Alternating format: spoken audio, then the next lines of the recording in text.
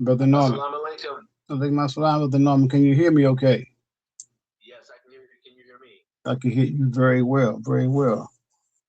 And that, Excellent. Good to see you, my brother. yeah, it's good to hear you. I can't see you right now, but we're gonna get started Oh, here. let me turn that.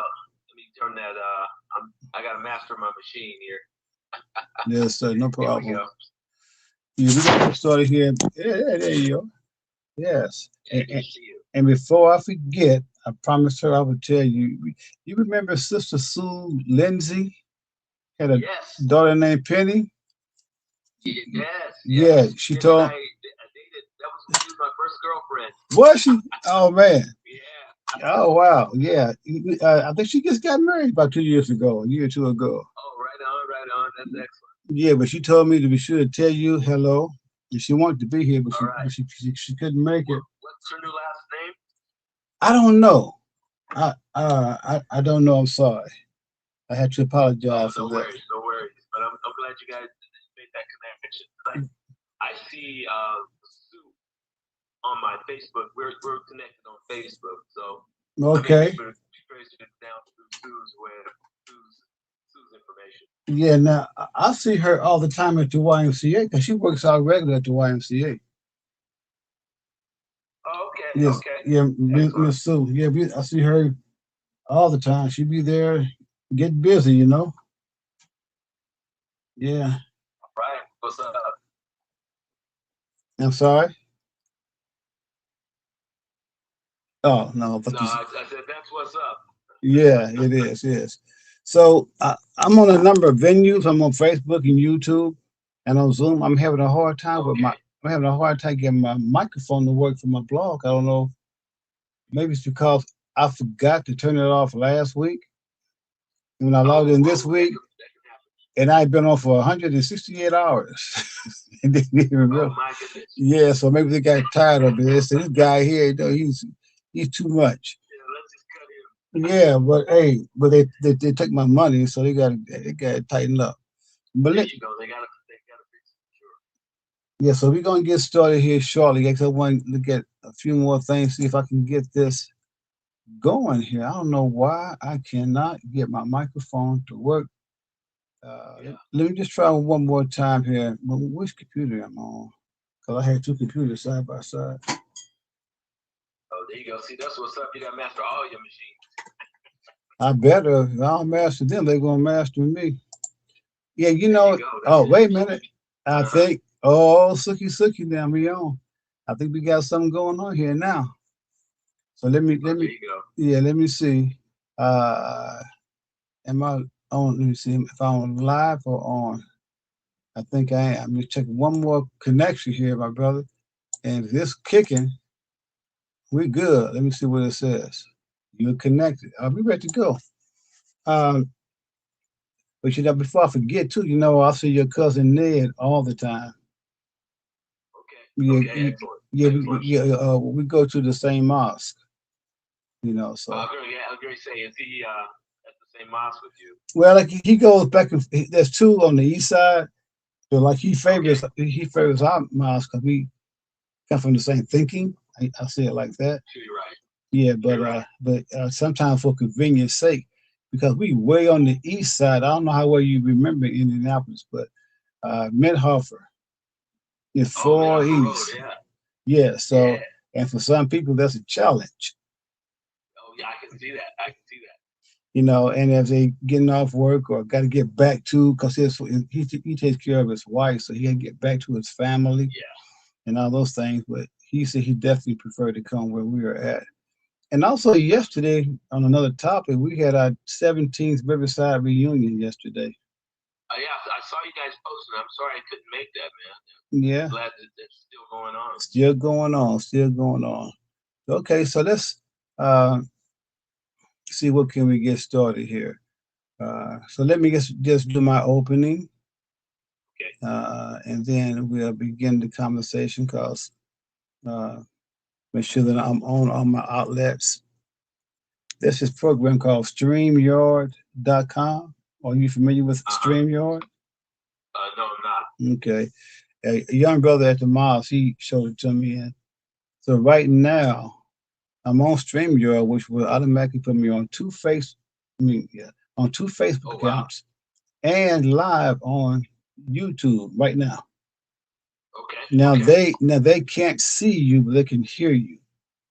Okay, right on, that's good. Yeah, so alhamdulillah. So let me do my opening. The day is June 21st, 2026. You join Working People with your host, Michael Saahir from Indianapolis, Indiana. And we want to thank you for joining us today. If you know these shows are archived, they are preserved for perpetuality on YouTube, not on Facebook. Facebook, they cut you off and they show you for 30 days and then they drop you. But on YouTube, it is there forever. So we say greetings, our introduction. We say A'udhu billahi minash shaitanir rajim. That is, I seek refuge with God from Satan, the rejected enemy. We say Bismillah ar-Rahman ar-Rahim, with the name Allah, the merciful benefactor, the merciful redeemer. Greetings and peace. Assalamu alaikum. We're going to have a discussion today on Juneteenth. A lot of important facts not known about Juneteenth. I have a special guest, lifelong friend. Are you a PhD? My daughter just told me I need to go back and get it. I have two masters. Well, two masters equal to a PhD today.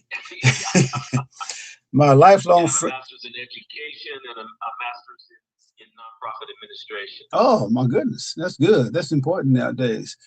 My brother Norman Garrett. History is my passion. What, history? Oh my goodness, yeah. Black history is my passion, but Black history more specifically is my passion. Yes, sir. The African diaspora. Oh, okay. Oh my goodness, right on time. And so Norman and me and Norman go way back.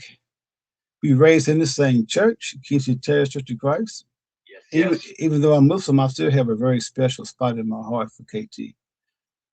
All my life, And some people can't get that. Some people can say, "Well, you Muslim? How you?" But KT was a good church, good people. It was a big church. It spawned a lot of other movements too. Yes, Brother Holt and Brother Johnson, Sister, Sister Olivia. And I remember the Stones, the Garretts, those were good people, man. You don't turn your back on good people. That was family. It was family. Community. Yeah, so you and I go back to Sunday school together. And then we went to the same high school. Yeah, that's it. We went to the same, we raised in the same neighborhood. Ride the bus together. They ride the church bus on Sundays, And then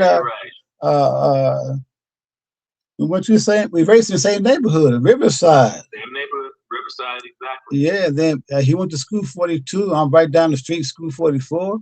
Then we went to high school together. Yep. And then we went to school with most of my cousins. Yeah, Ned, Joe, and Haywood. Oh, Haywood. Haywood, yeah. Haywood, and the younger sister was Diane or Denise. Yes. The younger sister, I remember her. And then we was in high school together and in the same homeroom. Yep, that's it. Was, yeah. So I've been knowing Norman, and Norman been knowing me. For we can say a literal 60 plus years. That's right, a lifetime. Yeah, that's right. A literal 60 plus years. And in your travels, you have been California, Mexico, I believe, right? In some parts of Mexico? Yep. Yes. Yeah. I went on mission to Papua New Guinea for 30 days. We had a youth program. Okay. Taking the kids into the real world. Okay. And giving them an experience of the African diaspora. Okay. That a few of us know about.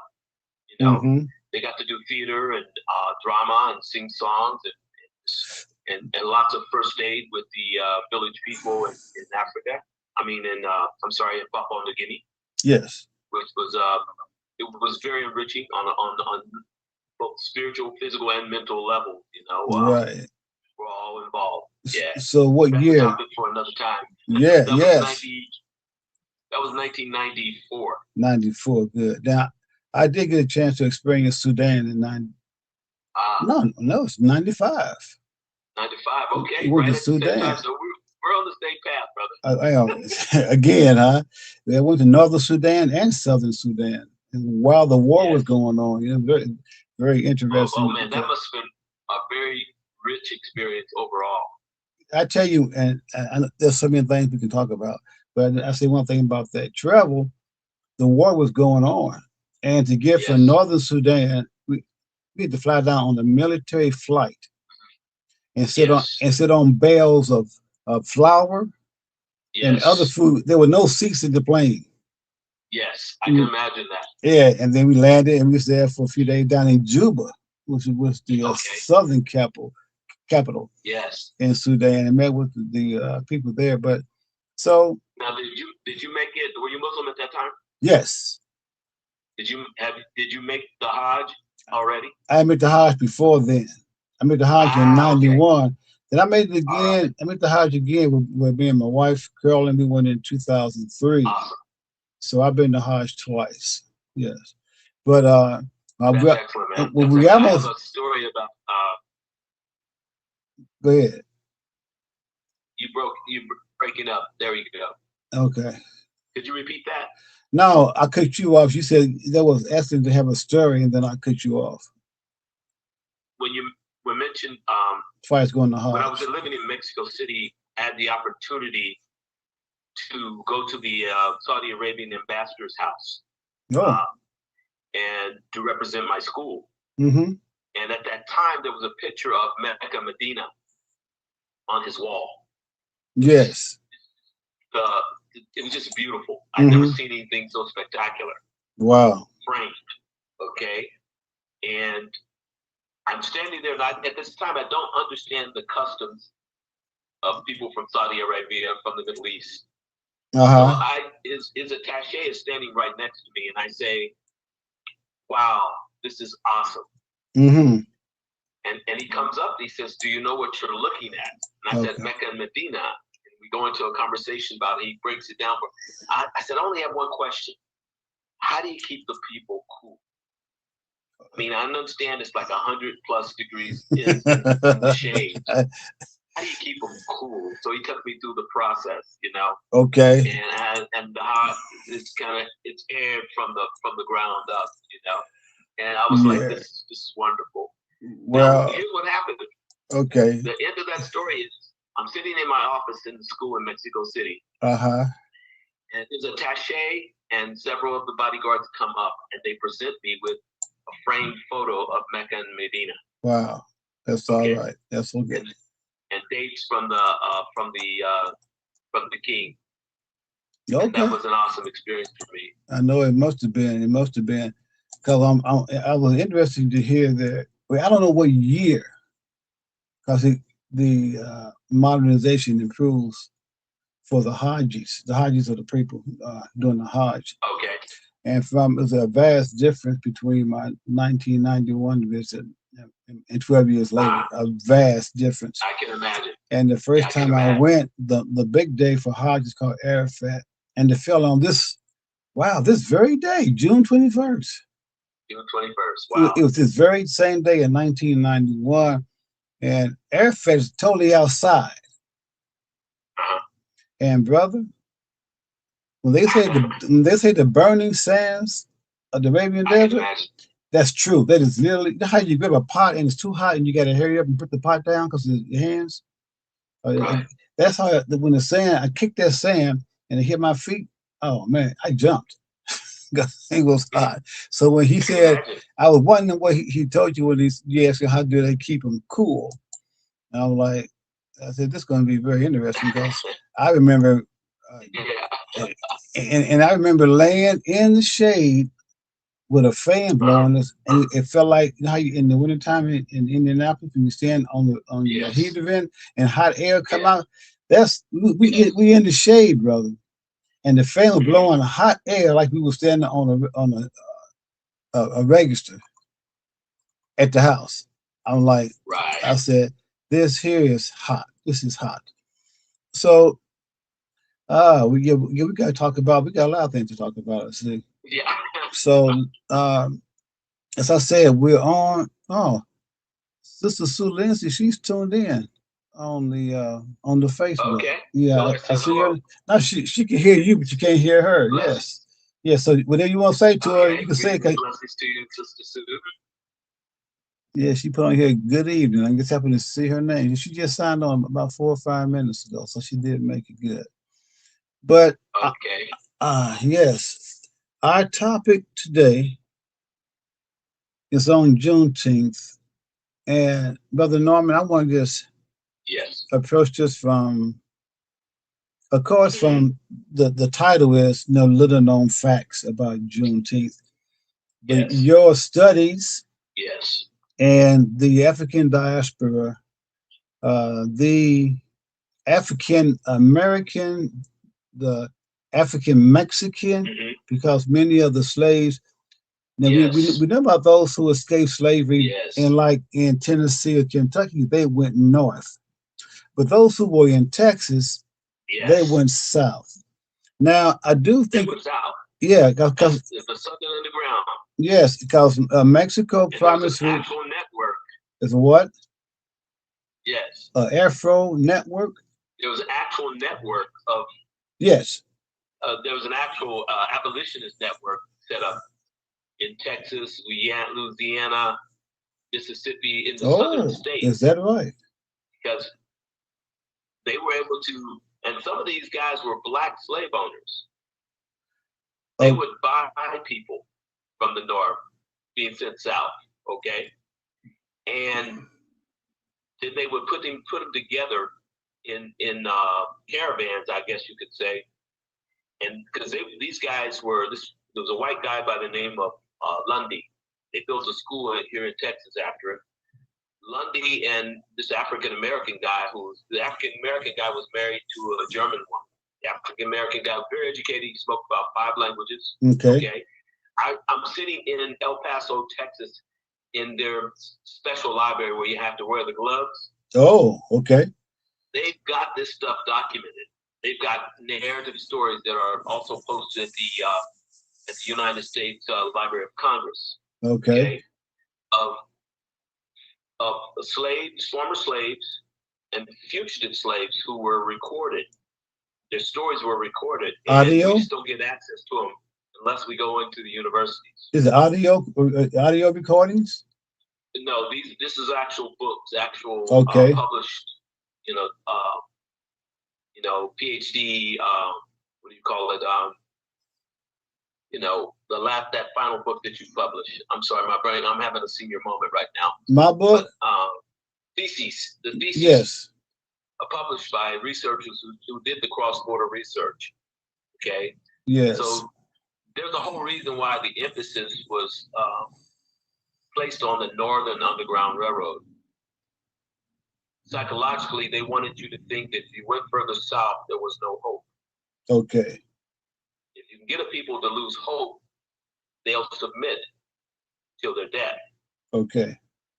But as long as there's an avenue of hope, especially with African people of African descent, we tend, I don't care where you find us on the planet, we will make a way out of no way if there's hope. Right. We'll find a way.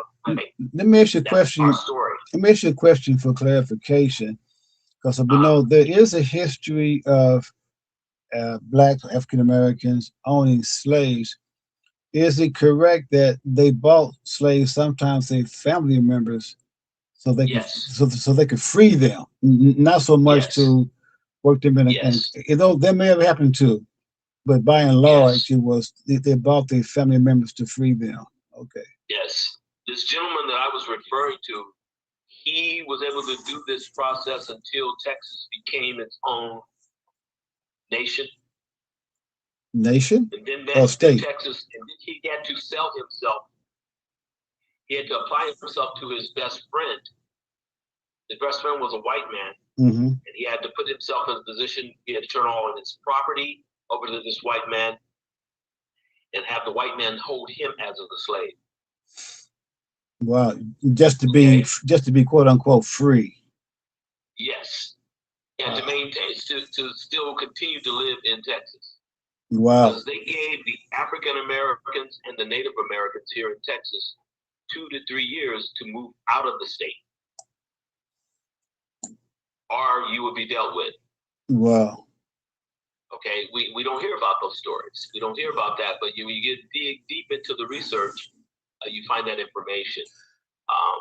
I want to clarify. I want to clarify. Go ahead. Just as there was the Underground Railroad that went north, went south. There was also an Underground Railroad that went south. Yes, sir. To Mexico. And you'll find evidence of that not just in Mexico, but in the Bahamas. Oh. In a lot of the Caribbean islands, where people, when they ask you ask them where are they from, they'll point to the U.S. Okay? Mm-hmm. Florida was a jumping off point. You have a lot of the marauders that ran across the border, right, that were mixing with the Native Americans, the Seminoles, and the Latinos that were over there. I call them Latinos, but they weren't Latinos at the time. You know, they were native, they were indigenous people, okay, and runaway slaves who came together, and they were constant, that they were never conquered. So a lot of the Afro-Mexican communities you find along the border, there's several. There's several in on the Baja Peninsula. Mm-hmm. There's several on the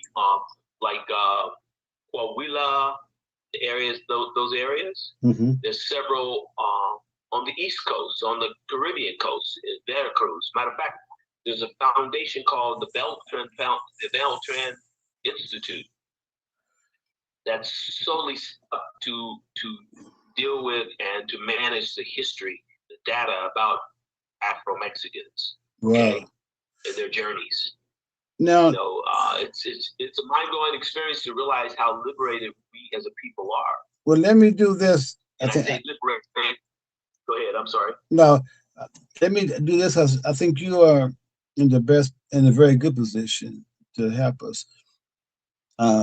We have been giving Juneteenth in a dominant way since President since Biden signed that paperwork, and maybe I'm being too much, but a lot of times we would hear the dominant of the white society approve something, and we just take it and grab it on face value. Don't do much research.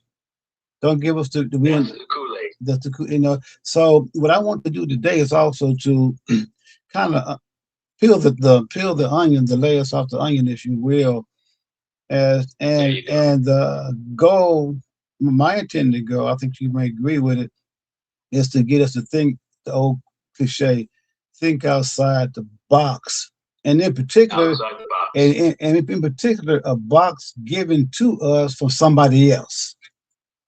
You know, yes, sir. And, yes, sir. And so we can make our own box today, if you will.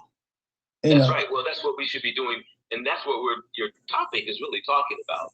Yes, you're talking about people who made Galveston. Galveston would not exist without the African Americans and the Mexican Americans who lived there and made it what it is. It was a technically seaside wasteland, basically. Mm-hmm. They built communities down there. Okay.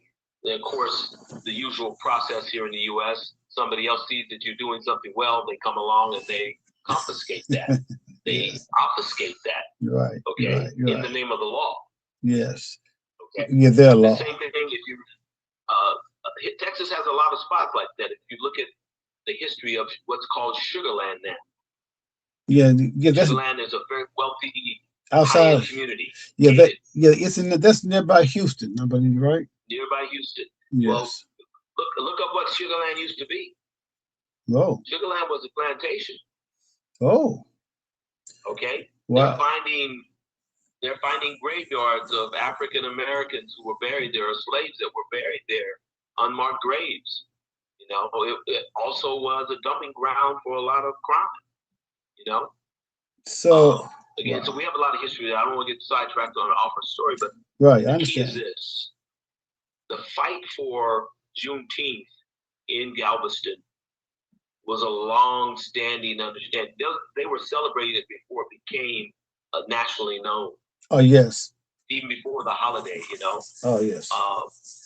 A lot of folks from that area left and went to a place early on. I'm talking about 1600s. Mm-hmm.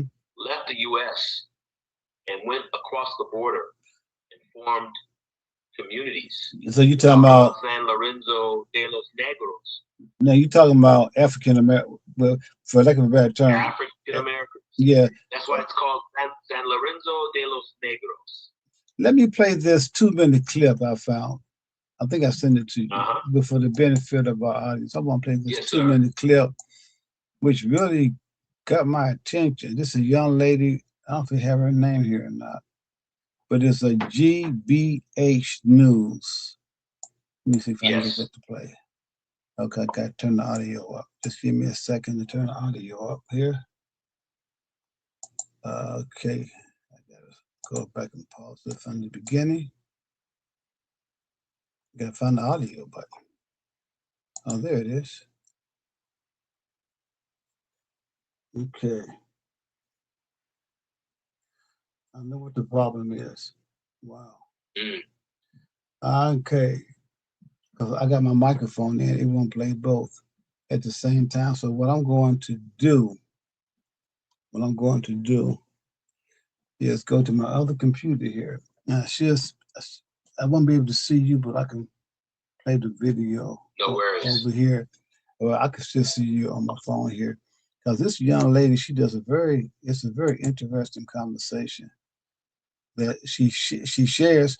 And also while I'm doing this, I want people to be aware that you have really, quote unquote, baptized yourself into the Hispanic language, culture. Yes. And I mean, you told me you had me.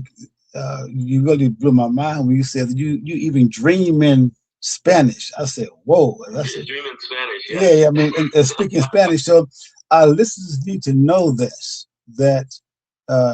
your studying of the diaspora is one thing, but you're also. Well, this whole was inspired by Langston Hughes. Is that right? Okay. Yeah. Now, what's the connection? Hughes, his poem Rivers. Okay.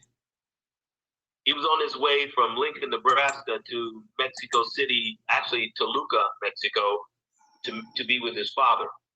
His father owned an electric company in Toluca, Mexico.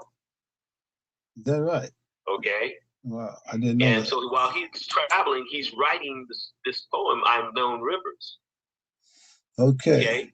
If you look at his autobiography, he actually has a whole section on living in Mexico. Well, I have to apologize. I began reading his biography about 2 years ago, and I set it down, and I ain't picked it back up yet. I got about almost halfway through it, and and I got to go pick it back up. Sometimes it's a bathroom read. Well, okay, well. I got you. Have it for 5 minutes and then get out. yeah. But I mean, but I will pick it back up. And you gave me a reason to go pick it back up again. And so good. So, but your depth and I know you qualify, but these shows have been archived as well. So I want people to know, just how. Yes, and that's the idea. I look at it like I look at any truth. Mm-hmm. If I can't share my sources with you, if I can't give you a line to follow to do your own research, mm-hmm. then it's not valid. It doesn't hold up. Right. I got you. Yeah. And I'm just excited that on a number of fronts, this subject area is being opened up. We have scholars like Ivan Banserova. Yes. Who wrote, Before the Mayflower. Before the Mayflower, yes. And he's got several other books where he goes down into Mexico and does the research about the African roots.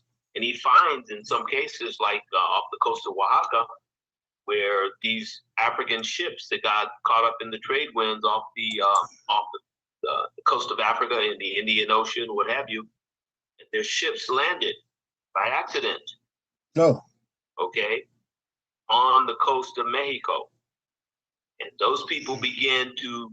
They didn't try to conquer the Mexican. They wanted to go home again. Right. But in their process, they began to mix with the indigenous people there. You know, so you have several communities that have nothing to do with slavery, but have everything to do with the coming of the original people from Africa. Okay. You know, now you have places like Playa Ventura, which is in Guerrero. Playa Ventura, there's a story told about a guy by the name of Don Pancho Ventura. Don Pancho was an African American who fled the U.S. Okay. And what year is this about? He ended up in Oaxaca, and he had, you might say, he had a harem because he had several women. Okay. All the people in that community that are descendants of Don Pancho are homogeneous. They all look similar. Yes. And they say, you know, the old cliche, we all look alike. They do look alike. Okay. Right. And they probably trace their roots back to Don Pancho. Okay. There's an area. This is the area where Alice Walker in Oaxaca has her writing compound, where a lot of the Black Panthers who were running from the FBI or whatever, a lot of them relocated to that area. So when you go to Oaxaca City, you have a very strong African, Afro-Mexican or African-American presence. You have bookstores and things like that that are rich in the culture and in the information. Well, if you got connections with Alice Walker, maybe you could go down there. You know, now what you are also revealing, and we still on Juneteenth, dear people, we still on Juneteenth. Yes. But we want to look at Juneteenth from an independent perspective. And, and what you are doing, you're sharing things that I didn't know, and I don't know. And I know many Africans, Americans after post-slavery went to France because France had an anti-slavery abolitionist movement. But Juneteenth is so close. I mean, Galveston is so close to Mexico. There's a strong Hispanic connection. And I remember years ago, I was in El Paso, and we got how we do it in Indianapolis or in America. You see a black guy, African American, you give him the little head nod, right? Yeah, you give him the nod. You know, so I saw this brother coming. He darker than me, you know. I gave him the nod. He didn't respond. I said, "Oh, I'm in Mexico." That's the Texas. That's a Texas-Mexico black man. Okay. Yeah. I was in because when I moved from Mexico, I moved to El Paso. Okay. And again, I'm walking through the bookstore, and I say, "Oh, that's odd. I ain't seen a black man in month of Sunday." So I'm like, "What's up, my brother?" Yeah. You know? And he just looked at me and keeps on walking. Yeah, that's how he did me. Another brother comes through, and we do the nod, and he says, "Hey, you must not be from Texas." I said, "Why is that?" He says, "Texas brothers don't talk to you." Oh wow. Oh, well, all right. We along that line, I'm in Mexico. I'm in a place called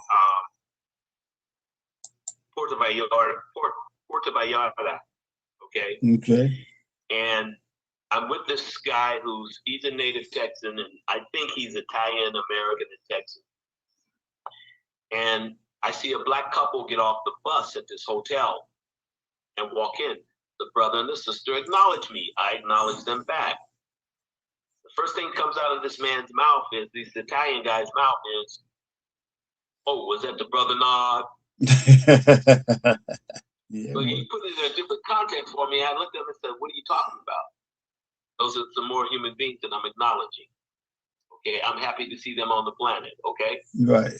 Oh, I didn't mean anything by that. Well, why'd you say it? Yes. You know, I got.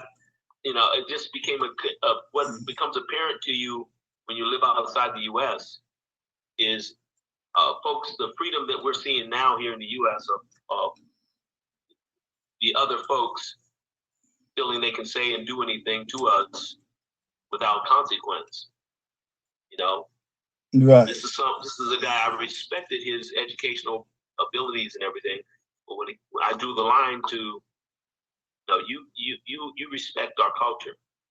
Don't care where you are. Don't feel that you have a liberty to disrespect our culture. That's right. And I think all of us at some point have to stand up in that way.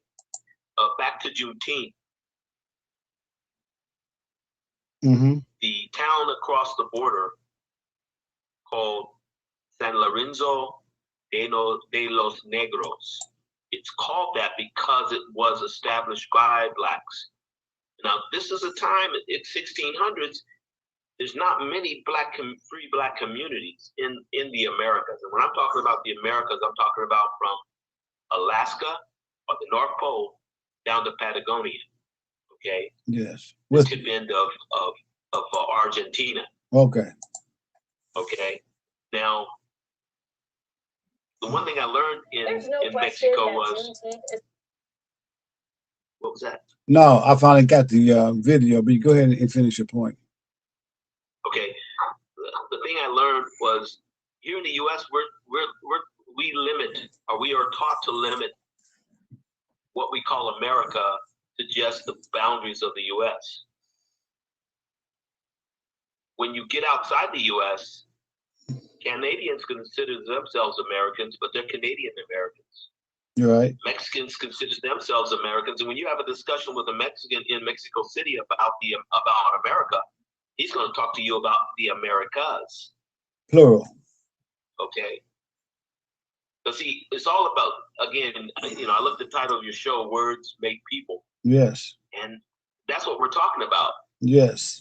The words that we're trained to use versus the words we discover that are true and that speak to the truth, no matter what vintage or direction you're coming from. But if I may add with that, and thank you for sharing that, wow. If we hear a word America, and we only think of the continental 50 yes. states.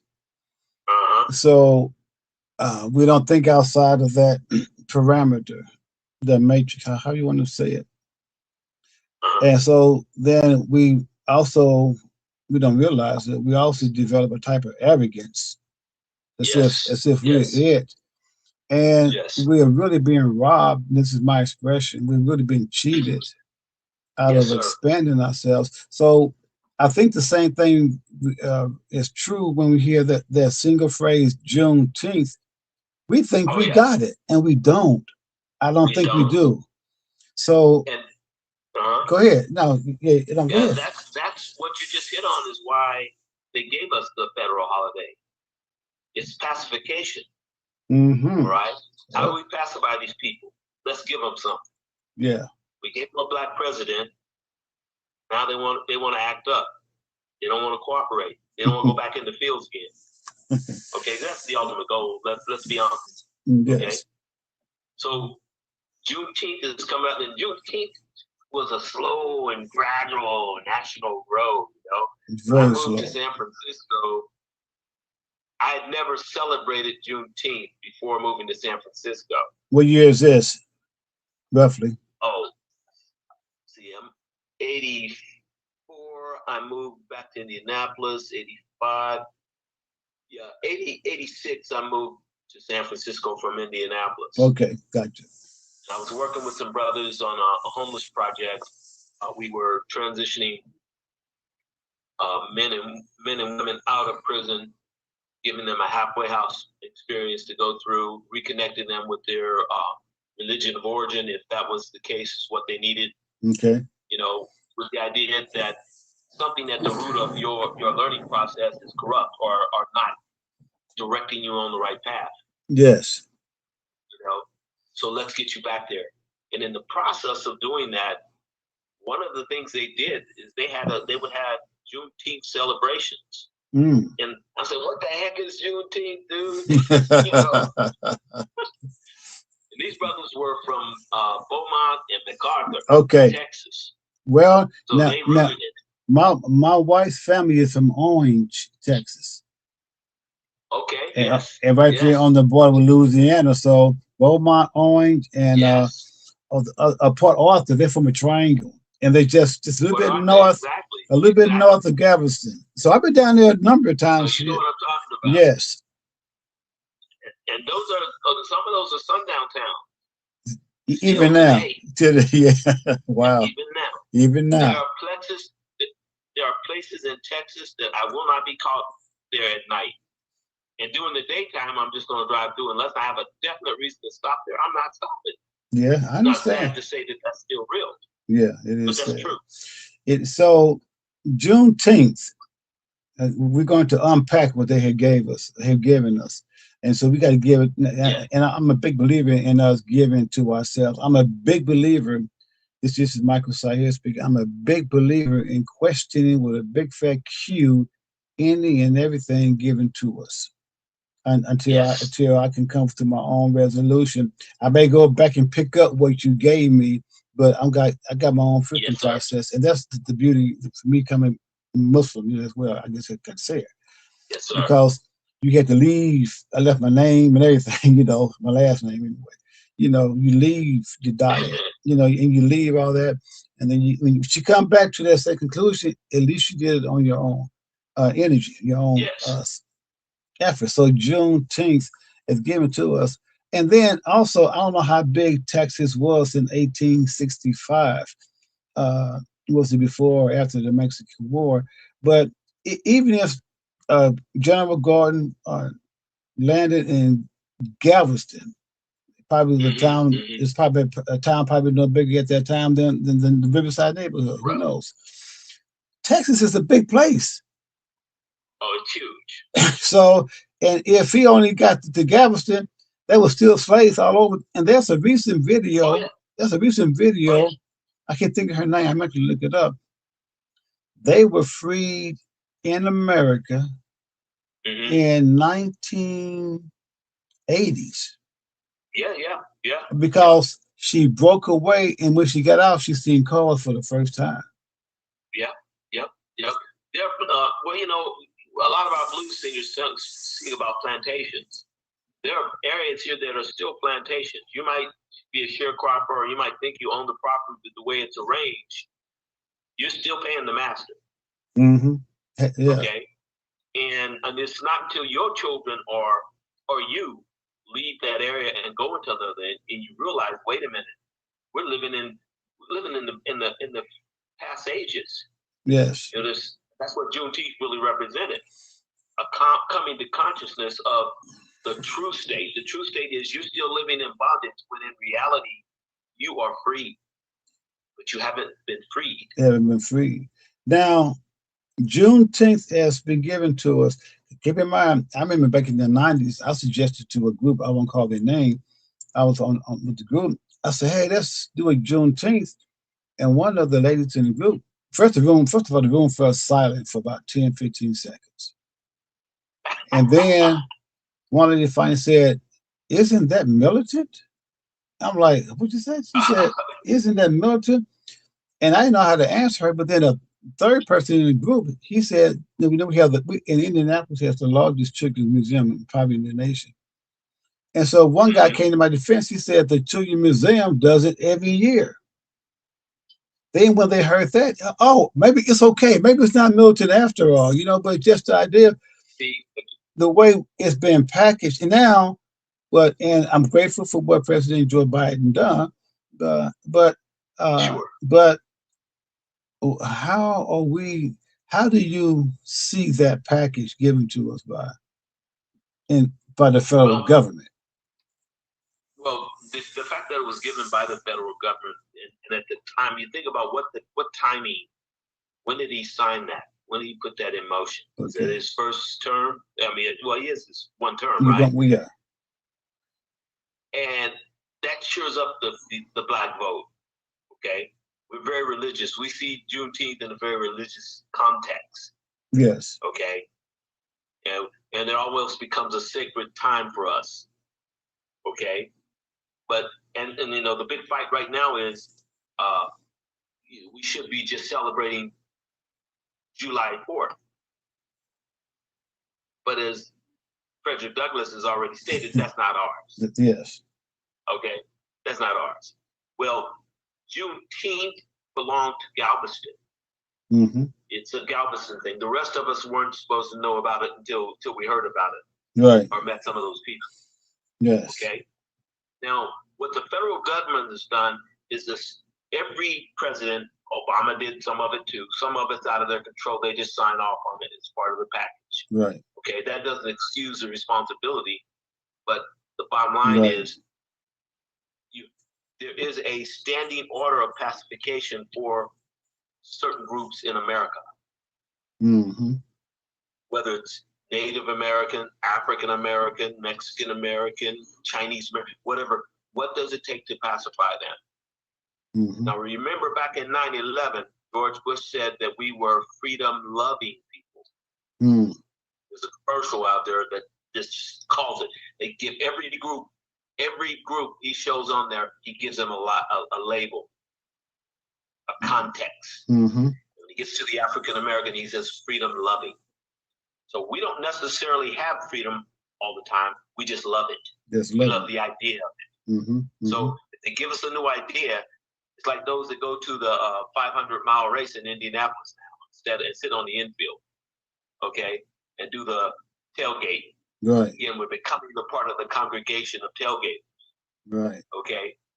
That's, again, governments work on the idea of, again, I don't like being a conspiracy theorist, but it's about control.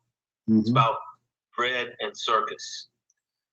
The Romans said, give them bread and circus and you control the people. Constantine said, if you control what a man believes, you control the man. Mm-hmm. Yes. You know this as a scholar yourself. You know, it doesn't have to be true for us to follow it. It doesn't. But enough evidence of that falsehood in terms of the truth, so all mixed with a lot of falsehood, can direct us and hold us for a long time. I have a question. How should we direct our children in their thinking?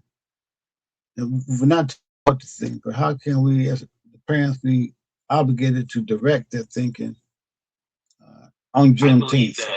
I mean, if we go to Juneteenth, how should we look at Juneteenth? We need to acknowledge Juneteenth for what it is, the truth about what it is. Okay. Okay. No panacea. No, let's just wear the colors and celebrate, because again, that's the Kool-Aid. Yes. The truth is, some brothers and sisters in Galveston decided, it's now that we know that we're free, let's celebrate. Yes. Well, a few years later, maybe, I don't know how many years exactly, a few years later, someone said, you know what, let's commemorate this day. Let's have the parades. Let's have our celebration. In other words, something that belongs to us. It's almost like Kwanzaa.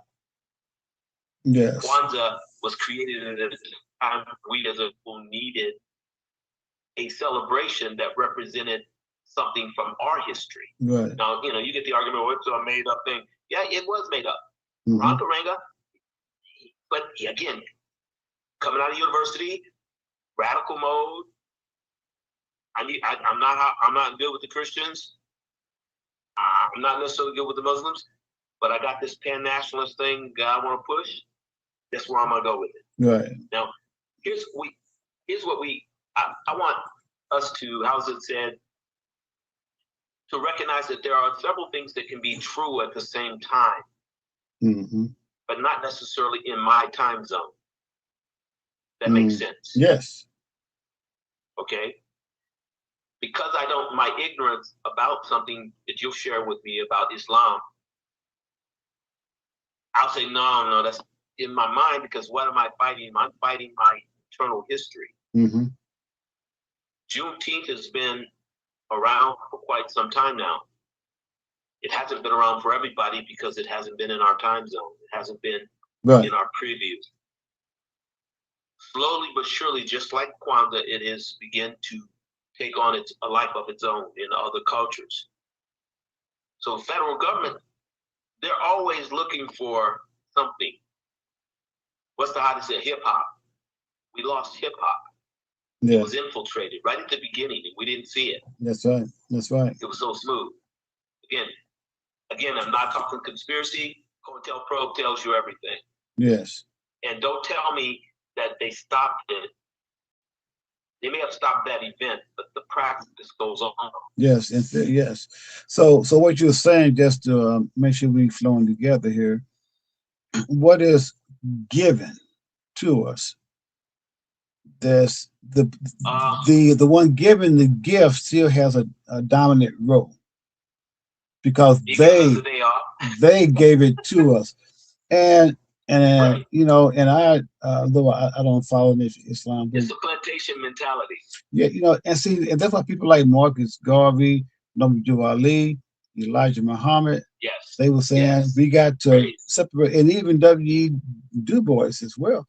They're saying there had to be came into that. He grew into it. There had to be a degree of separation first. Yes, sir. Then let us evolve. Sir. And so they're giving us Juneteenth. Well, isn't that what Malcolm was saying? Malcolm, yes, he was. That we have to help ourselves first. Yes. He was repeating what Elijah Muhammad said. True. You know, we need to pull our own selves up by the bootstraps. Yeah, but now, okay. I lost my point. But okay, if they gave it to us, and so I began to ask the question the last couple of days, and I said, "Who you wearing your Juneteenth colors, your shirt, hat? Who made it? Who made it? Was it made by African American? It's a marketing plan. Yeah, and you know, then they gave us another way for them to tap into the African American pocket. And for us, because as you said, who made it? Yeah. Where's the product coming from? Is it coming out of an African American home or business? Is it supporting an African American home or business? No, it's probably coming from China because they bought it in bulk. They bought it in bulk, yes. Okay, and it's probably coming through a white corporation that has relationships with China. Yes, and those corporations, I don't know many of our businesses that are connected. Go ahead, I'm sorry. I'm just saying, and many of those businesses are against DEI, they are against inclusion, but they would love to get your pocketbook by selling you Juneteenth clothing or Kwanzaa, whatever. If we're not any careful. Responsibility. Yes. So we're on the right track. I think we're on the same track. You know, I didn't want to come on in a negative sense. Of how I personally feel about the holiday. Right. Okay. Because the first thing that hit me was the pacification. Gotcha. Yes. Give them another holiday. And they gave us this holiday.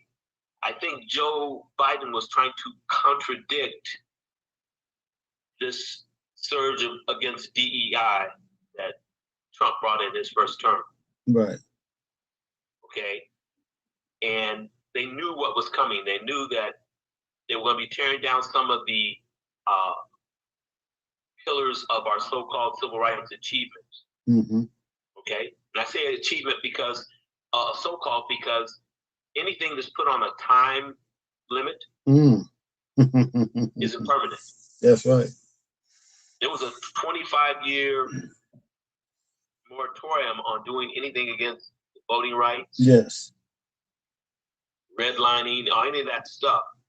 And slowly but surely now they're starting to take it back. Why did voting rights come up for a vote? Yeah. That should have been permanent. Why did some of the civil rights stuff come up for a vote?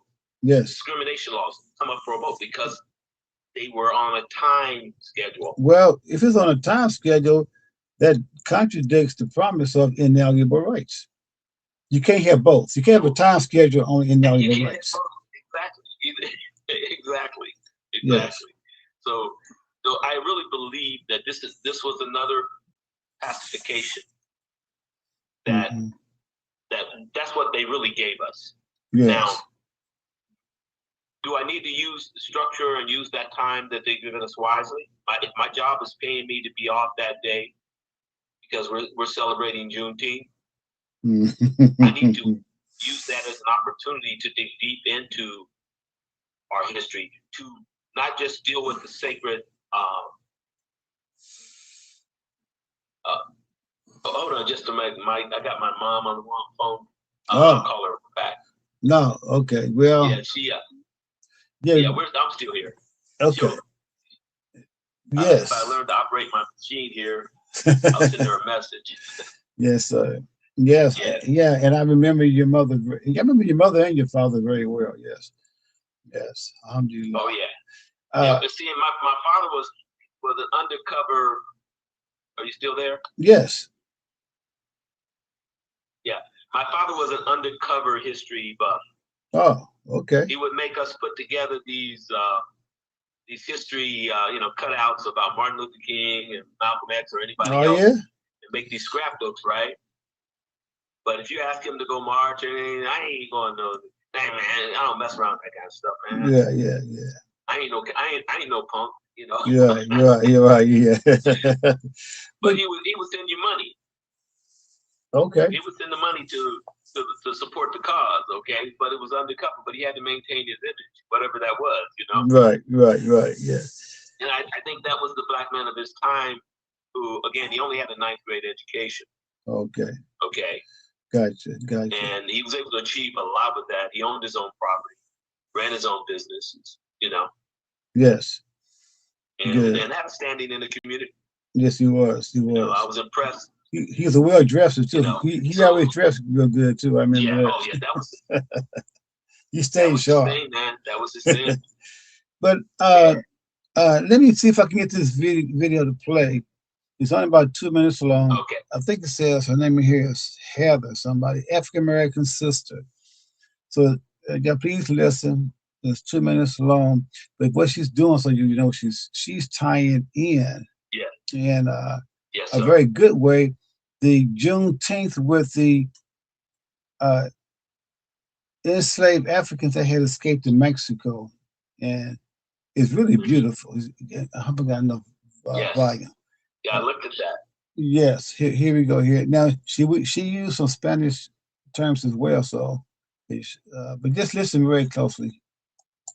There's no question that Juneteenth is one of the blackest days in America. But in Mexico, there's a whole tradition connected to the freedom of people who were enslaved here. It's called Dia de los Negros. It originated in a town called Nacimiento de los Negros, which translates to Birth of the Blacks. It was founded by the Negros Mezcogos, or Black Seminoles, in 1852. The Mezcogos migrated here after fleeing the U.S. to escape slavery. They had already freed themselves once in the 1600s when they escaped British-controlled plantations in Georgia and the Carolinas and went to then Spanish Florida. There, they banded with the Seminole Nation to defend the territory during the Seminole Wars. But by the mid-19th century, they faced threats of re-enslavement and decided to move further south to Mexico. Over the next few centuries, they would establish a culture that was a blend of African, indigenous, and Southern American culture, such as Negro spirituals, horsemanship, and foods like the sweet potato bread tetapun and the corn-based porridge sosque. The Mezcogos also made a deal with the Mexican government to guard settlers against raids from other indigenous tribes. In exchange, they received a plot of land that would become Nacimiento. Fast forward to June 19th, 1865, the day people enslaved in Texas learned of their freedom in Galveston, birthing Juneteenth. As the news spread across the border, people in Nacimiento celebrated in solidarity because many of them still have family in the U.S. These days, there's plenty of discourse about who Juneteenth should really be for. Some say it's a holiday for everyone, while others argue it should only be for Black Americans. But when we look at the diaspora as a whole, we see that many of our stories intersect, and we're reminded that freedom and our struggle for it is something we all share. So who do you think should celebrate Juneteenth? Drop your thoughts in the comments. Okay, Brother Norman, your comments, please, on that. Yes. I'm loving that, sister, and where she's going with this. Here's the thing. As long as they keep our struggles separated, remember, there were laws in Texas that said Mexicans and Blacks could not congregate together. Oh, I didn't know Why? that. Because the conspiracy to escape might be set in place. Mm-hmm. Now, keep in mind, Vicente Guerrero, he became the first Afro-Mexican president. Okay, he said in the new Constitution, no one, anyone crossing the border, you put 1 foot in Mexico, you're free. Mm-hmm. That was part of their Constitution. Wow. So in Texas, they had to fight against that. So they started using, now look at, you can do this, there are books on this. They started using African Americans in a number of different ways. They set up the Buffalo Soldiers. Mm-hmm. When they started deporting Mexicans from U.S., mm-hmm. they used the Buffalo Soldiers to load them up on the trains and to ship them across the border to Mexico. Throughout history, you'll find that a whole oppositional process being set up so people will not come together. They will not see unity, because where we find unity in our joint story, we find success. You know, yes. You go to some of these Afro-Mexican towns, whether it's on the coast of California mm-hmm. or on the borderline between Texas, Arizona, and Louisiana, you're going to find these communities that are well developed. We have a story here in Texas about 2 of Stephen F. Austin's key African slaves who ran away. Okay. They went over to the area of Mexico called Coahuila. These 2 guys were very important to his industry because one was his bookkeeper and the other was the supervisor or the head man over all the other slaves. We only know about these 2 guys because of a story told by a general from Texas, from the Texas Army, who was having a meeting with the mayor of Coahuila. And in that meeting, the mayor says, I'm glad you're here. I'm paraphrasing. I want you to meet 2 of our best citizens. Come driving up in a horse carriage in fine European clothing, with the top hat and everything, these African American brothers. Wow. And they came there and they developed industry in Coahuila. Mm-hmm. They had businesses in Coahuila. Now, where's Coahuila at now? Coahuila is on the border between Texas and Mexico. Okay. Wow. Okay, it's a border state. Okay. Kind of like it's kind of like El Paso, but it's on the Mexican side of the border. On the Mexican side, okay. And these guys met with this general because they didn't know where these slaves. Remember, Texas used to have they brought about the Texas Rangers to go hunting for slaves. And wait a minute. Time out. You messing with. They got a baseball team called Texas Rangers. Yes, they do. Oh, come on. And they still have a law enforcement group called Texas Rangers. Oh, my goodness gracious. These guys operate with impunity. Operate with impunity, man. Oh, come on. Oh, man. Okay. Now, all right. Now, here's the crux, too. I'm listening. Guess who was Texas Ranger? And they whitewashed it later on. Who is this now? Vance Reeves. Vance Reeves. Okay, that's a new name for me. Okay, now Vance Reeves was the first Black Texas Ranger. He was given the range. He had to ride alone because no white ranger would ride with him. Mm-hmm. So he became the Long Ranger. Tonto, he have a Tonto with him. Come on. You know what? Hello. You know what? Time out. You got to allow me to breathe, man. I mean, because before I forget, if anybody on YouTube want to raise the hand. If you're on Facebook, you can type in your questions or whatever, and we can get it. Because this fight, this brother here, we have a very special guest here today. You know, he not only just read a book, he immersed himself in the Mexican environment. I got some questions I can't get to because you keep on giving me some other information. I'm sorry. Keep me on subject, brother. No, your subject. I mean, you are on subject because you're to the same schools. So you know what kind of education I got in Indianapolis, in which most African Americans got nationwide. And I tell people all the time, and again, not, as you said, not being conspiracy minded, but just letting me out, just come home to you. We were not educated; we were trained. Period. Yes. Yeah, I got me a high school diploma, whatever. But we were trained to go out there and work someone else's job. I'm not exactly. Okay, now, so when you mention people's names in these countries, I wouldn't, you know, because we should say in school, we weren't taught that. No, well, so let me correct you. We did have some teachers. My Aunt Jane Taylor. Excuse me. She was always operating outside the box. I don't now, and I mentioned that in my book.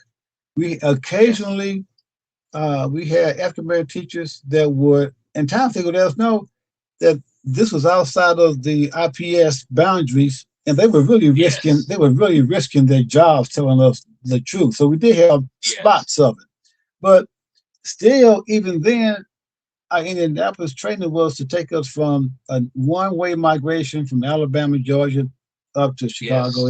Okay, we didn't get this, and so Juneteenth, because you didn't need it to do the job. We needed it. They wanted us to do 40 hours a week, you know, and that was it. So Juneteenth wasn't even allowed. I'm like you. I was grown before I even heard of Juneteenth, and so I said, now they're saying they're wrong, ain't they? Because what they were doing was combining that day of the week of the month with the name of the month. So when I finally got that together, okay, I got it. But I'm saying, but we were not taught that, and our children today, even though it's a national holiday, we are not being taught about the holiday. So because they wanted to fall in with with the rest of the holidays. Yeah. So, but I want to ask you a question because two questions, and I noticed on a lot of applications, even here, when they put down Hispanic, they say Hispanic white or non-white. Is that anything to do with this history here? Why we make it? I thought Richard Nixon was the first one to come up with the phrase Hispanics. Oh. Okay. Okay. He's the one that politically grouped them all together, and that became a name that if you talk to a Mexican or anyone from any other country about that name, Hispanic, they'll tell you, I'm not from Spain. Oh. I'm not Hispanic. Okay. Now, Richard Nixon's whole idea was the idea of the language itself. You speak Spanish, you're Hispanic. Mm-hmm. Now, that means that I never left the colonizer. I never left my oppression. Mm-hmm. Okay. And you're keeping me in that box. So why say white Hispanic? What's the difference between a Hispanic and a white Hispanic? That's just it. It's a made-up concept. It's a concept. Okay. Sorry. Because my wife is Italian American and Mexican. Well, guess what? She considers herself Mexican. She can own her Boston heritage through her father, who was Italian American from Boston. Her mom is from Oaxaca. She claims her indigenous heritage. Mm-hmm. She doesn't want to be called a Latina, okay? Because a Latina is limited to the Chicano culture. Oh. Chicano culture is located in Los Angeles. It's all over the place, but its birthplace was Los Angeles. Okay, another question. because what we're doing really, I hope we're doing, just exposing how much we don't know. Exactly. This is a can of worms that we have to do one worm at a time. Okay. Okay. I have another question. How is Black history taught in Mexican schools, or is it taught in Mexican schools? It is not really. It depends on the school you're at. Okay. Okay. I was at a private high-end private Mexican school that had government children from the U.S. They had a master's kids from Africa, kids from a college, right? 30 or 40 different countries. But this was a college. It was a high school, middle school. Oh, you were teaching there? Okay. I was teaching. I taught. Oh, you're breaking up now. High school. Okay, now go back because you froze for a minute. You froze for a second. So you said you were teaching in the high school? Yes. Mm-hmm. Yes, and it was called West Hill Institute. If you look it up on the internet, it looks like the Parthenon. This is a high school, middle school that was built on the Mexican dump. Mm-hmm. If you see the location, you're right next to it is a methane gas field with little white pipes sticking up out of it. Wow. They're venting the gas, and they have days where they say, "Hey, lock shelter in place because we're releasing some gas." Wow. Okay. So, is there any history in the schools taught of the African Americans escaping to Mexico? Oh yeah, now that is taught. There is history about the Afro-Mexican. Okay. And that's more of a modern thing than it is something that's always been there. Mm-hmm. Because the reason why I asked, because the young lady we just listened to, she said the Africans in Mexico, when they heard of Juneteenth, they celebrated because they still had family in Texas. Yes. Or in America. That was their direct Galveston, Beaumont, Port Arthur connection. Right. Okay. You had folks that came back and forth. They didn't just stay in Mexico. Oh. Think about it. You initially talked about a time when the borders were open. There was no so-called border patrol. Right. Okay.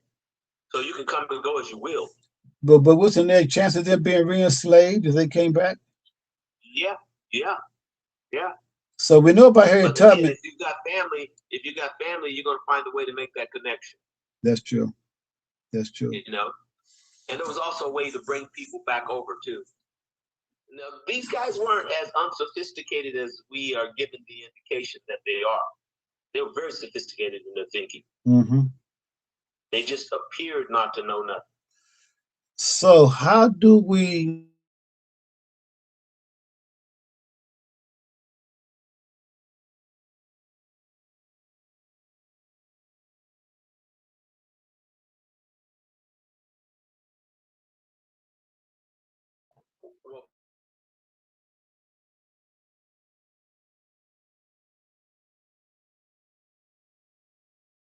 covers up Peel the Onion. Yeah.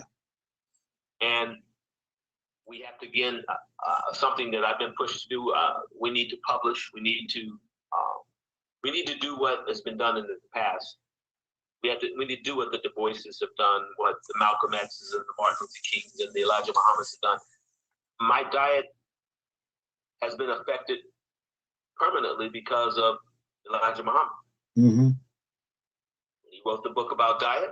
Yeah. Making changes and adjustments. You read that book too? We got somebody else to comment. How to Eat to Live. I read that book when I was about 19 years old. Now, my Uncle Shaka, his name was Michael. Uh-huh. Michael Glasgow. Okay. Okay. He ended up retaining his name Shaka Zulu. Okay. All right. I ain't mad at him. That was a part of his fitness plan.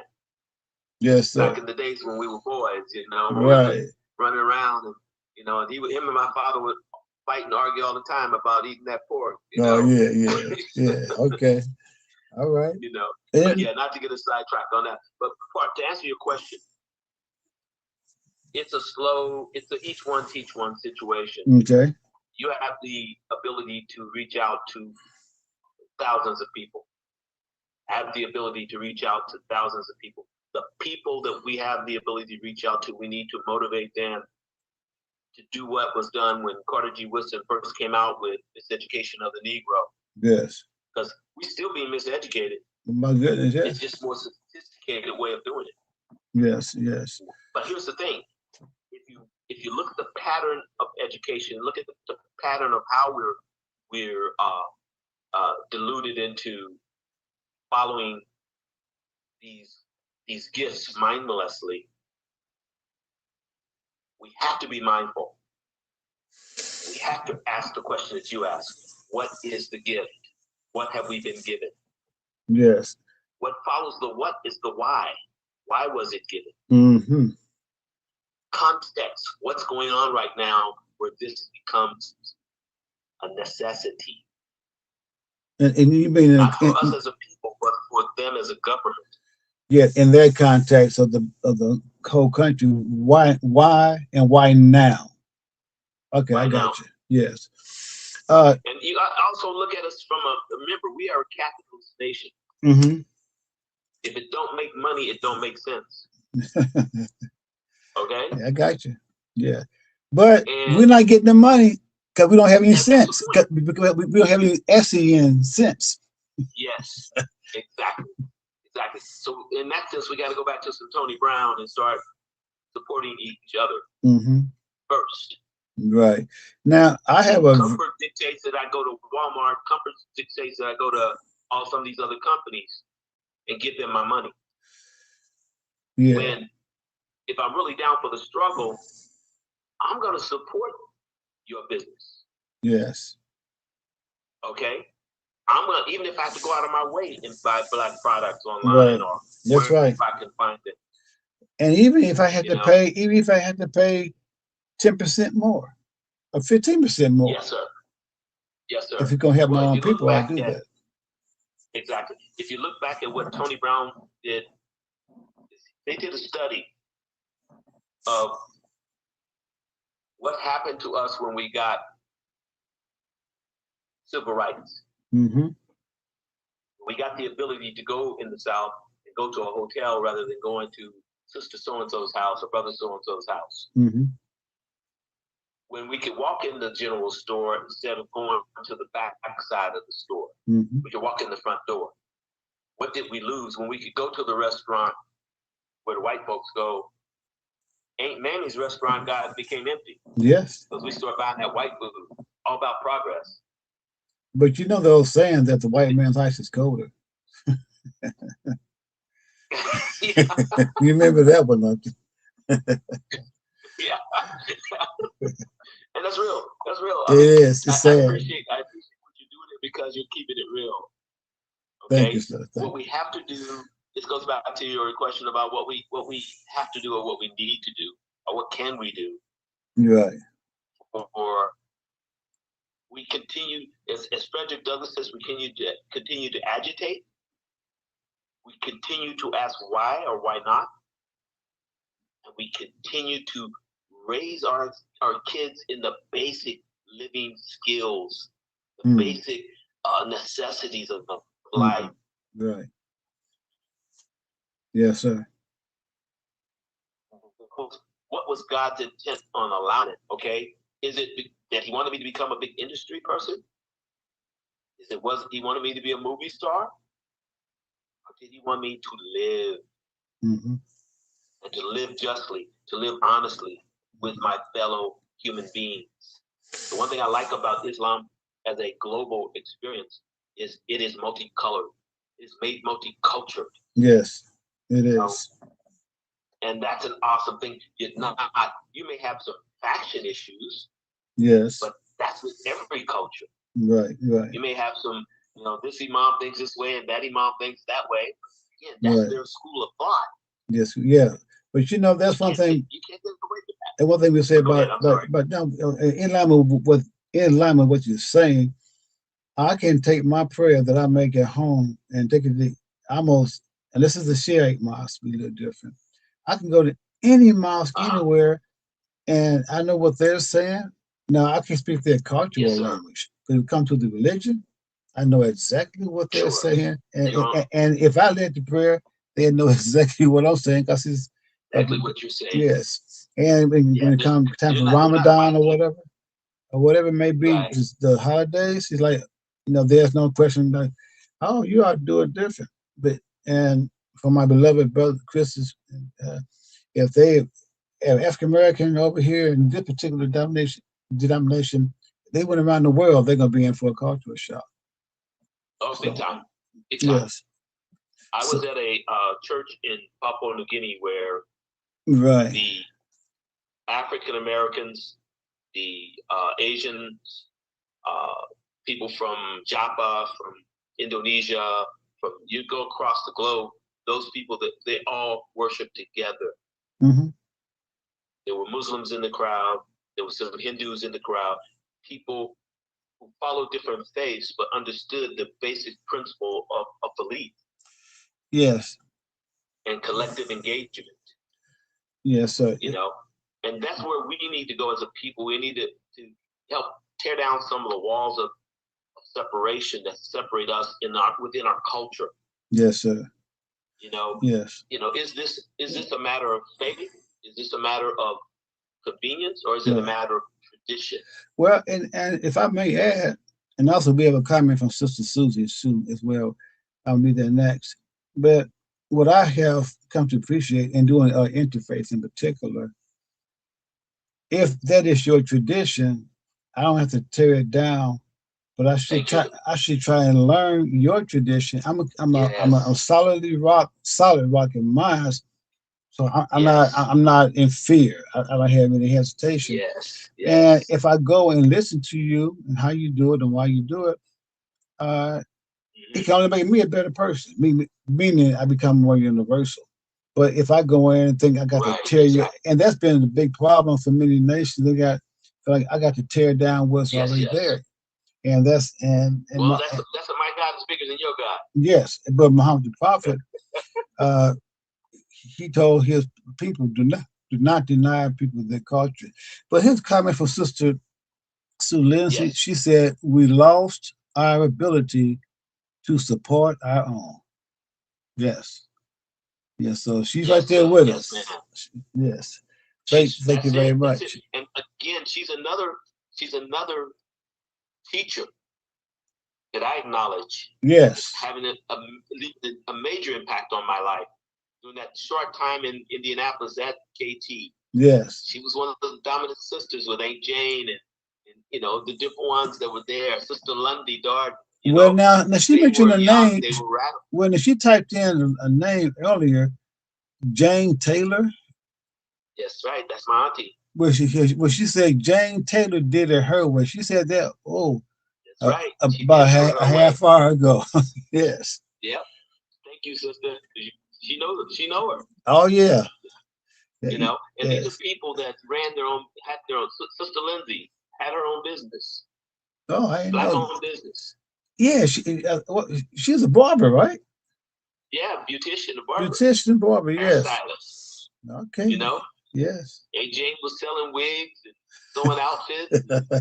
You know, now here's the thing. She was supping with the Muslims. She was supping with the Christians, with the Catholics. Yes. You know, she had, you know, the Mighty Clouds of Joy were coming to her house, the Soul Searchers, and you name a singing group, gospel singing group, they were hanging out with her. Okay. Okay. She's got a building named after her at the University of Terra, Texas, that she did through a penny fundraiser. Wait a minute. Your auntie got a building named after her in Texas? Southwestern College. Okay. But I tell you what, the dormitory. You know, this is probably the first time I've been a host for about 13 years, probably the first time, so I had to just sit up, just listen. I don't even know what to ask. Because the information has been so much, but this is very, very good. Alhamdulillah. I do want to pause. Well, you know, thank you for this opportunity. My brother and I were just talking about. Yes. We have to find an avenue of expression that goes beyond the typical ones that I follow. Okay, because of my profession. Okay, got you. Because the information I have, and I said this when I was living in Mexico, I cannot just give this information to people that I'm in association with. I need to give it to my people. Okay, that's right. That's right. I need to find a way that allows my people to choose to hear it and listen to it, but at the same time, choose to question it, to challenge it. Well, let me ask you this question. Based upon that, how do you see, or how would you suggest that we promote, and teach Juneteenth to the next generation? I think the real history of Juneteenth needs to be sorted out. The real history. That means going to the source and sourcing that information before it gets commercialized. It's like the real history of hip hop. Right. It's been so convoluted and diluted at this point. What is the original story? Gotcha. You know what I'm saying? Mm-hmm. In case of Juneteenth, it's just now at the point of being super commercialized. Very scary. So it goes from being a sacred moment in history to just being another 4th of July or 30th, where we go out on the riverside or go to the park and we turn our music up and get our grill going and have a good time. Yeah. Maybe if we are spiritually focused, we might get together and pray, have some prayer. Yeah. You know, thank God for bringing history real in terms of we are living as free individuals as far as that can be defined. You know what I mean?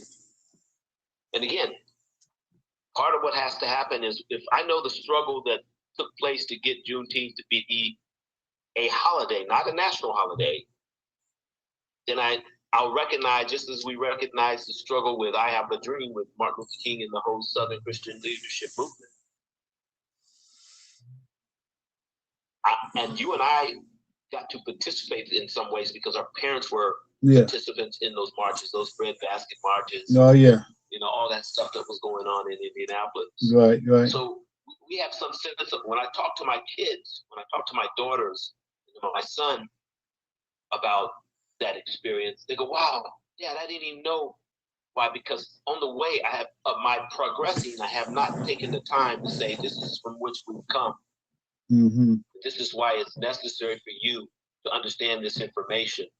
See, nowadays, because kids are digital, we need to create digital platforms that through, whether it be, what do you call them, cartoons or graphic novels, or we need to use the avenues of reception that our kids have. This is a different group of kids. My daughter right now is stuck in Morelos, Mexico, without internet. Okay. Oh, she in bad shape. Oh my goodness. Yeah. Okay. We forgot to pay the bill. It's been about 6 months. We didn't pay the bill, and somehow the bank knocked it off the automatic payment. Yeah. So now she's having to rough it.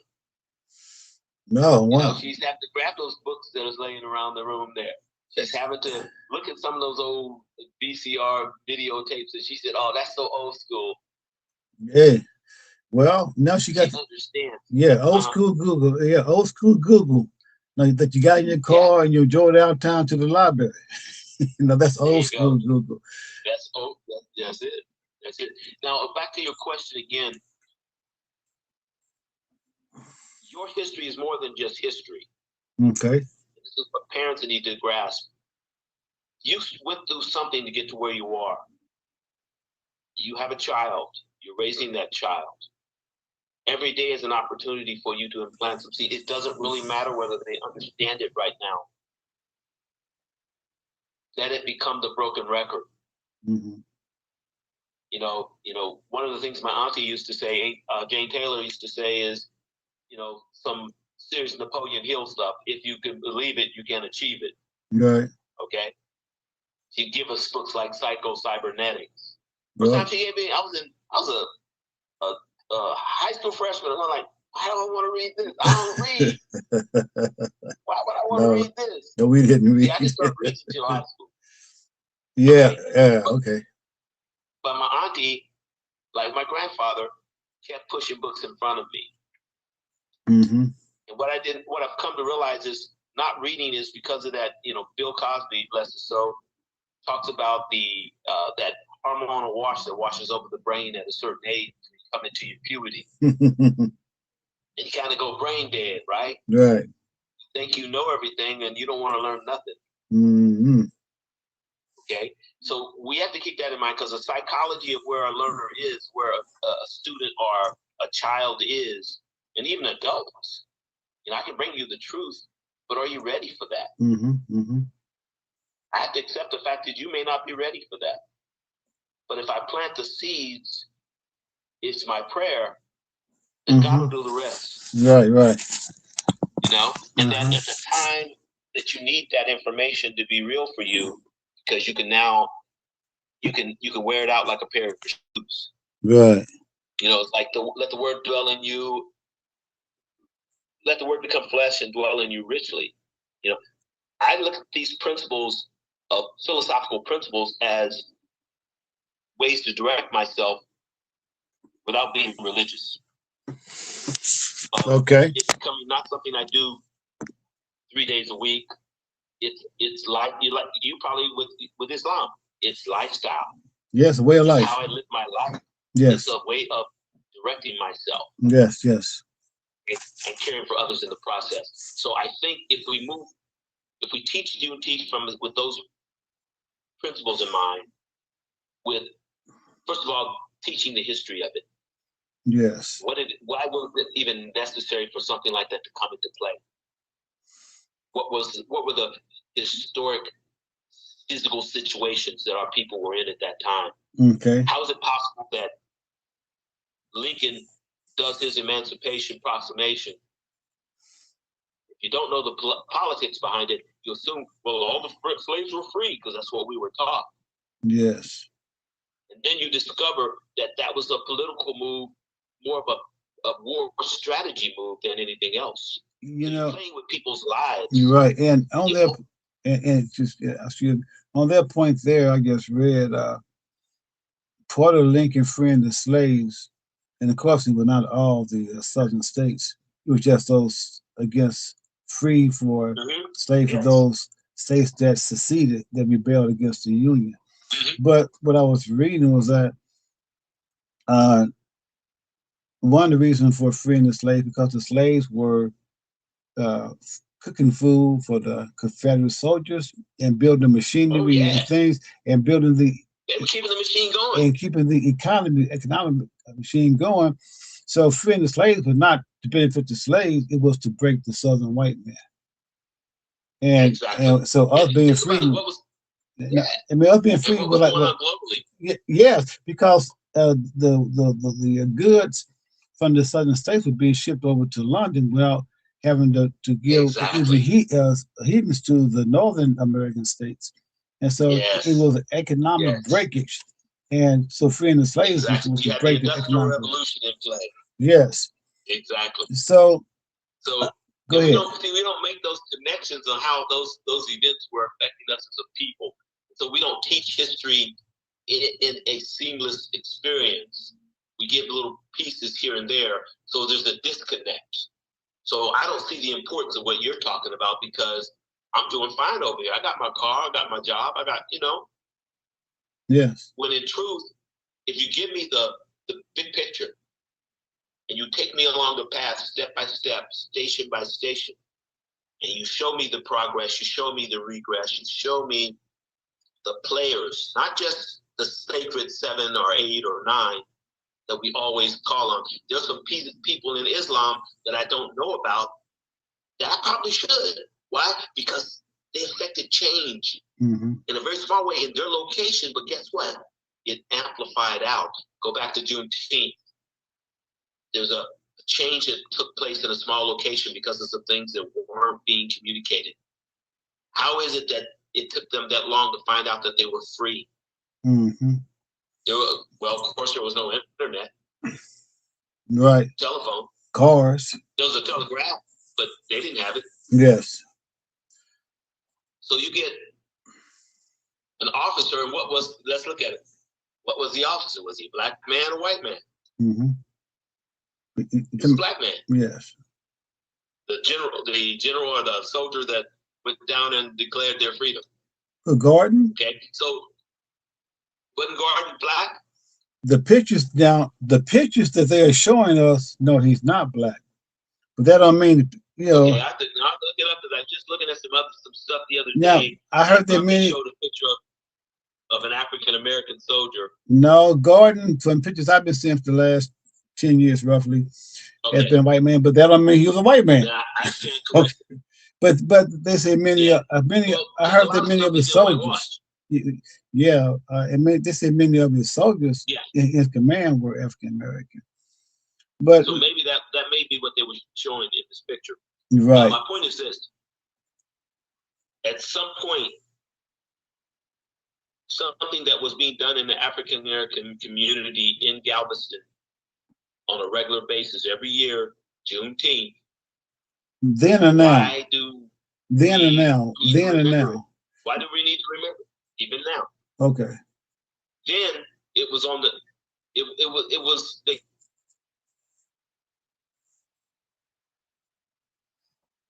I think you froze on me. Okay. Go ahead. Can you hear me now? Yes, I can. Okay. Again, just the mystery of that date. And again, looking at it in an African American cultural perspective, we kept the name. Why Juneteenth works? Because guess what? According to them, it's not proper, but according to us, it is. Because it speaks it's not code switching, it's the code in the African American community. Especially if you know Southern African American communities. We tend to put a spin on words and phrases that most other parts of the countries don't. Okay? Now, with that understanding, we go forward. As a local holiday, it has very strong significance because you get the speeches that we give on Martin Luther King's birthday, the speeches that we give on Malcolm X's birthday in some places. Okay? There's a sister that's trying to build a Malcolm X museum, National Library. Okay? We don't hear about that. You're not going to hear about that in mainstream. Right. Juneteenth was not meant to get out the plantation. Right. Okay.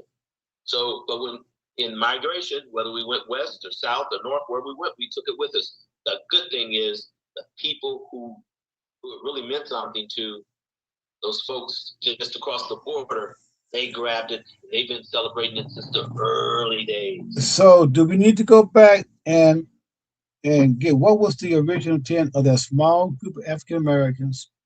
What was their original intent, and illuminate that? Yes.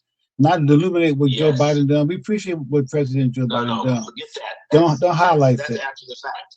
And now that's after the fact for a purpose, but theirs was a reason of freedom. The original intent. Because go ahead. I'm sorry, but there's a couple of videos on the African American community in Mexico that you can pick up on YouTube. Okay. It shows man, it's rich. They do things with horses, man. And, it's a whole celebration. It's a whole series of documentaries that they've done about the culture. Okay? Yes. And you get a chance to hear some of the stories of their journey to get to where they are. Okay. Right. That, I think if you look at that community, goes back to your question, the original intent comes out there. Okay. To establish a community that will be self-supportive, self-sustaining. And they are self-supporting, self-sustaining. Part of the reason why Afro-Mexican communities have continued to exist and stay in place and not be wiped out is because they limit how much exposure they get from outside government influences. Gotcha. Like if you go down to Oaxaca, there's special Mayan groups that are protected. They are self-governed. They have their own constitutions. No outside or foreign entities can come in. We donated a lot of books and supplies to them. But guess what? We couldn't go do it direct. We had to use an agency that had direct relationship with them. And at the time, I knew a doctor that was working with them. And we had all this wealth of material that was being wasted every year. Rich kids' parents bringing in boxes and boxes of notebooks, binders, papers, books, everything. These kids are writing on a piece of paper the size of an old matchbook. A matchbook? Yeah. You know, you cut out, let's say, a little square of yes. paper. Yeah. They would write on the front of it and the back of it. Why? Because paper was not in great supply. Mm. And they're living in a community that's still tied to their ancient ways. Okay? Gotcha. No Coca-Cola, no Pepsi. Yeah. And the only people that come in there, if you've been approved by their elders, you come into the village. Now, otherwise, you're not allowed in there. You mentioned LA has some history, but by and large, African Americans, we are so disconnected from the Mexican, the Black Mexican or African Mexican. But they go back to the same, historically, back to the same plantation lifestyle we came out of. How do we, I know, I guess the answer, I got an answer in my mind, but say it, brother. I mean, Moses, he had to leave Pharaoh to be taught, and then he went back. You know, so Jesus had to leave Bethlehem, then come back. You know, so Mama had to leave Mecca and come back. You know, for think about that. Hello. But as Harriet Tubman said, they honor her for freeing 300 slaves, and what was her response? I could have freed a lot more if I could have convinced them they were slaves. So now bring that forward to Juneteenth, because the business world will begin, probably has already begun, will begin to drive our Juneteenth thinking if we're not careful. Yes, that's true. So how do we, I mean, I got some answers in my mind. I want to hear from you. Yeah. Well, for me, again, I respect for that small group of people that make this thing happen. Okay. Again, progress is progress. However, this is not the progress that we need. We don't need another holiday. We need to manage the ones we got. I agree. You know, the revolution that we are talking about here is investing knowledge in not just our children, but our adults. Our problem is we have 2 or 3 generations of adults that are not connected to their history. They know the holidays. They know about, like I said, the sacred 7 or 8 people. Okay. Okay, not to take anything away from Tubman or Parks or King or any of those others. But we need to teach our history. But do we know how can we teach that which we do not know? Yes. So it's incumbent on us, because we've become the senior generation. We've become the grandpas and the we're it. You know, I just got well, you know, I got a go ahead. Email from my cousin saying, "So you're the head of the whole family now." I said, "What are you talking about?" Yeah, we're it. Tag, you're it. Right? Yeah, we're it. Okay, so at this point, I look at it at this point, we have nothing to lose and everything to gain. If we inspire, I think it's really about inspiration. If we can inspire these youngsters to pick up the baton and run with it in their way, if we invest them with the information, here's the thing, I think it's about availability. Okay. It's about finding as many venues and avenues that we can, whether it's in plays or movies or speeches or podcasts or before your congregations or your temples or your mosque. Or if we have an opportunity, think about it, how we were influenced in the 60s. There wasn't a day, a Sunday, where if there was something that needed to be said from the pulpit, it got said. Yes. I'm sure you do that every day in the mosque, okay? Definitely. That's not happening. Yeah. What's happening is the market-based, market-driven process. That market process is going to leave a lot of information out.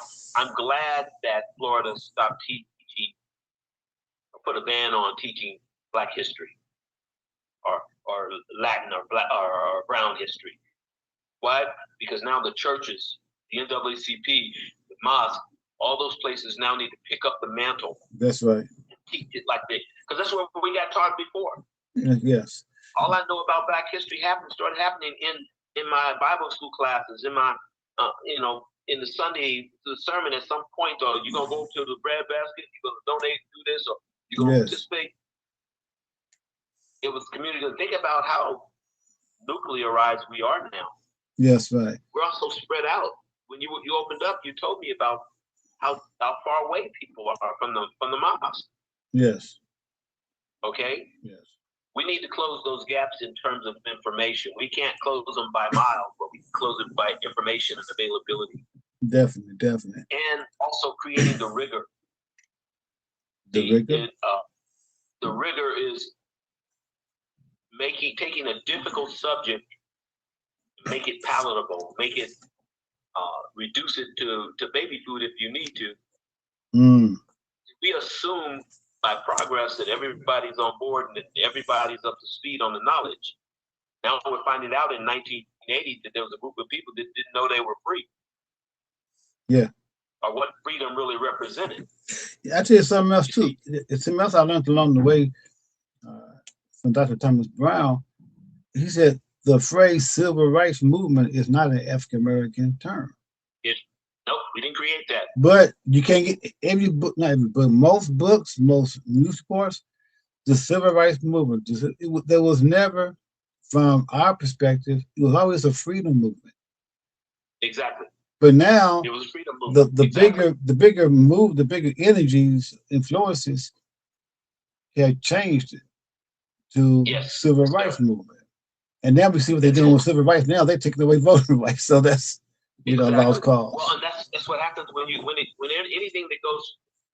There's a Frank Zappa line for one of his songs that says "strictly commercial."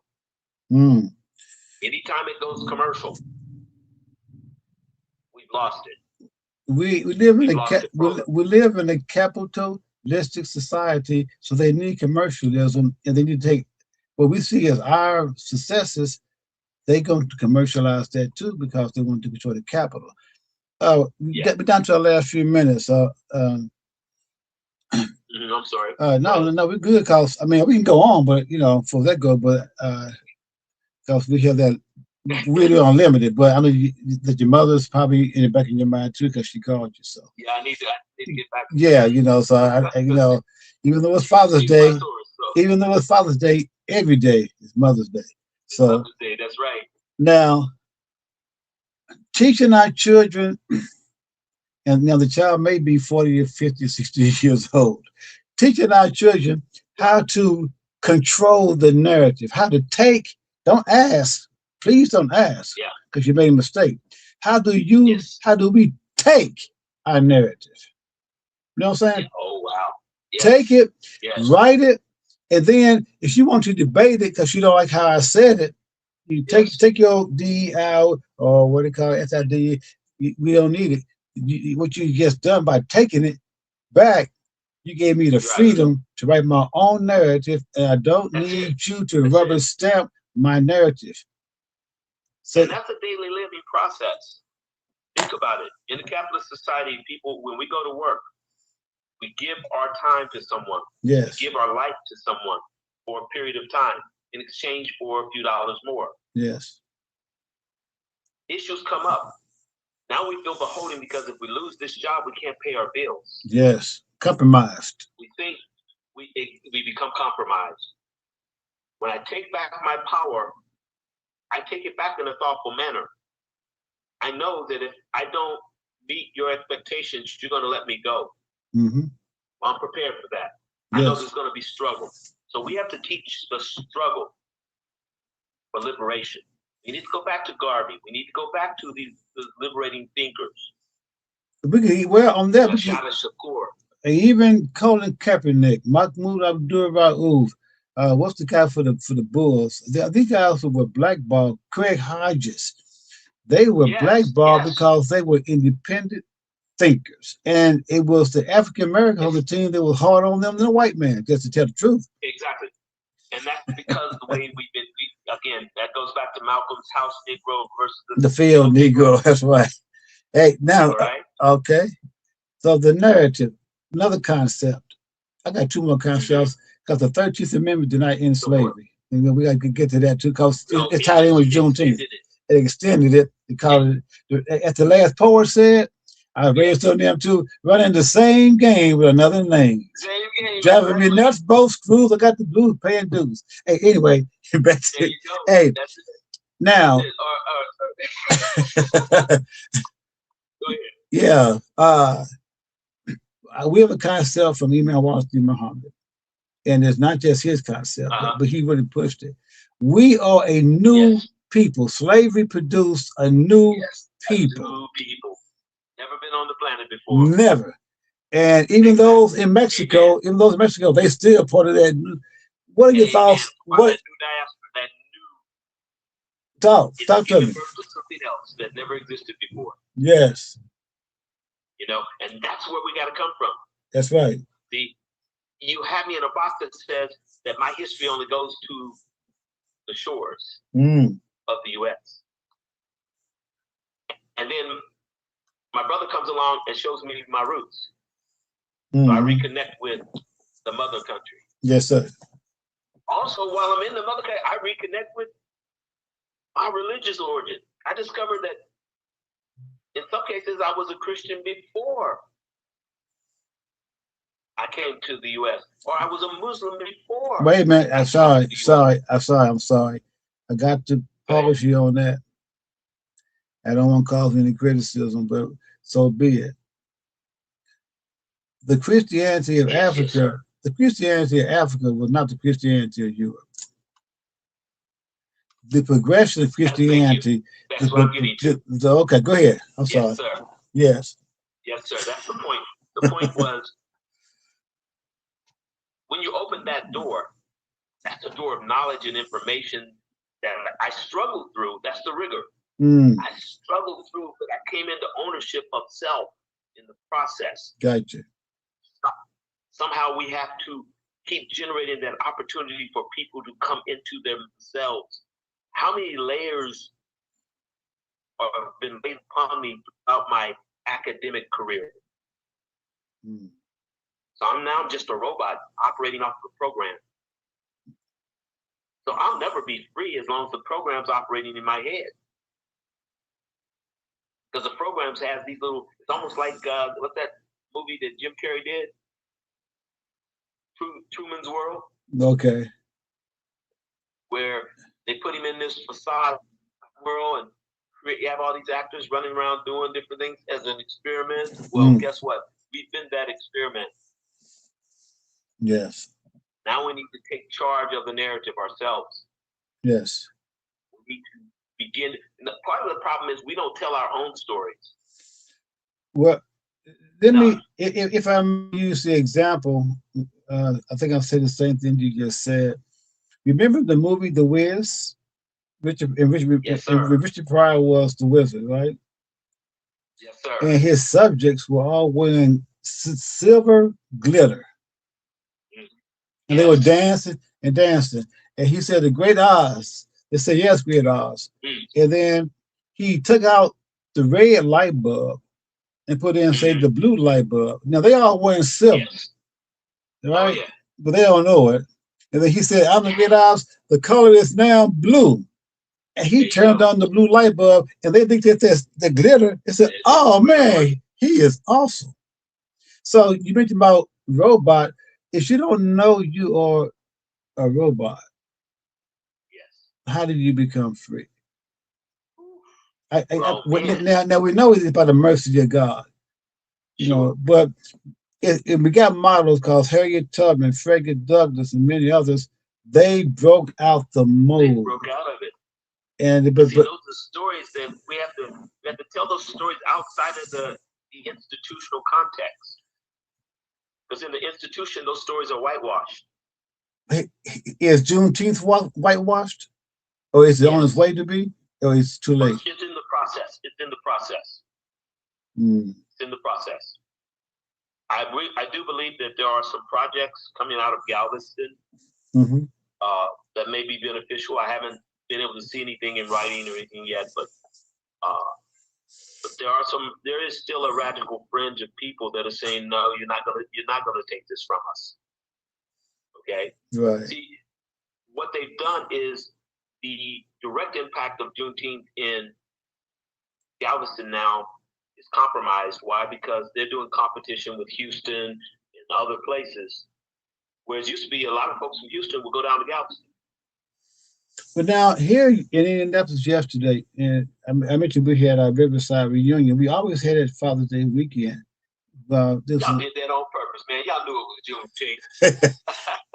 but now we are struggling for the last 4 or 5 years, but we had no problem before. But now Juneteenth is really they have about 4 or 5 Juneteenth events in Indianapolis. But I mentioned 20. So now you're talking about a direct impact on already established institutions being shaken to the core, not directly, but indirectly. Right. It was not Juneteenth, at least not the local people's intent to take away from your event. Right. But think about this. This is how capitalism works. And Living Color comes out with their Super Bowl special. They launch on Super Bowl, day of the Super Bowl. The next Super Bowl decides to bring in big hitters.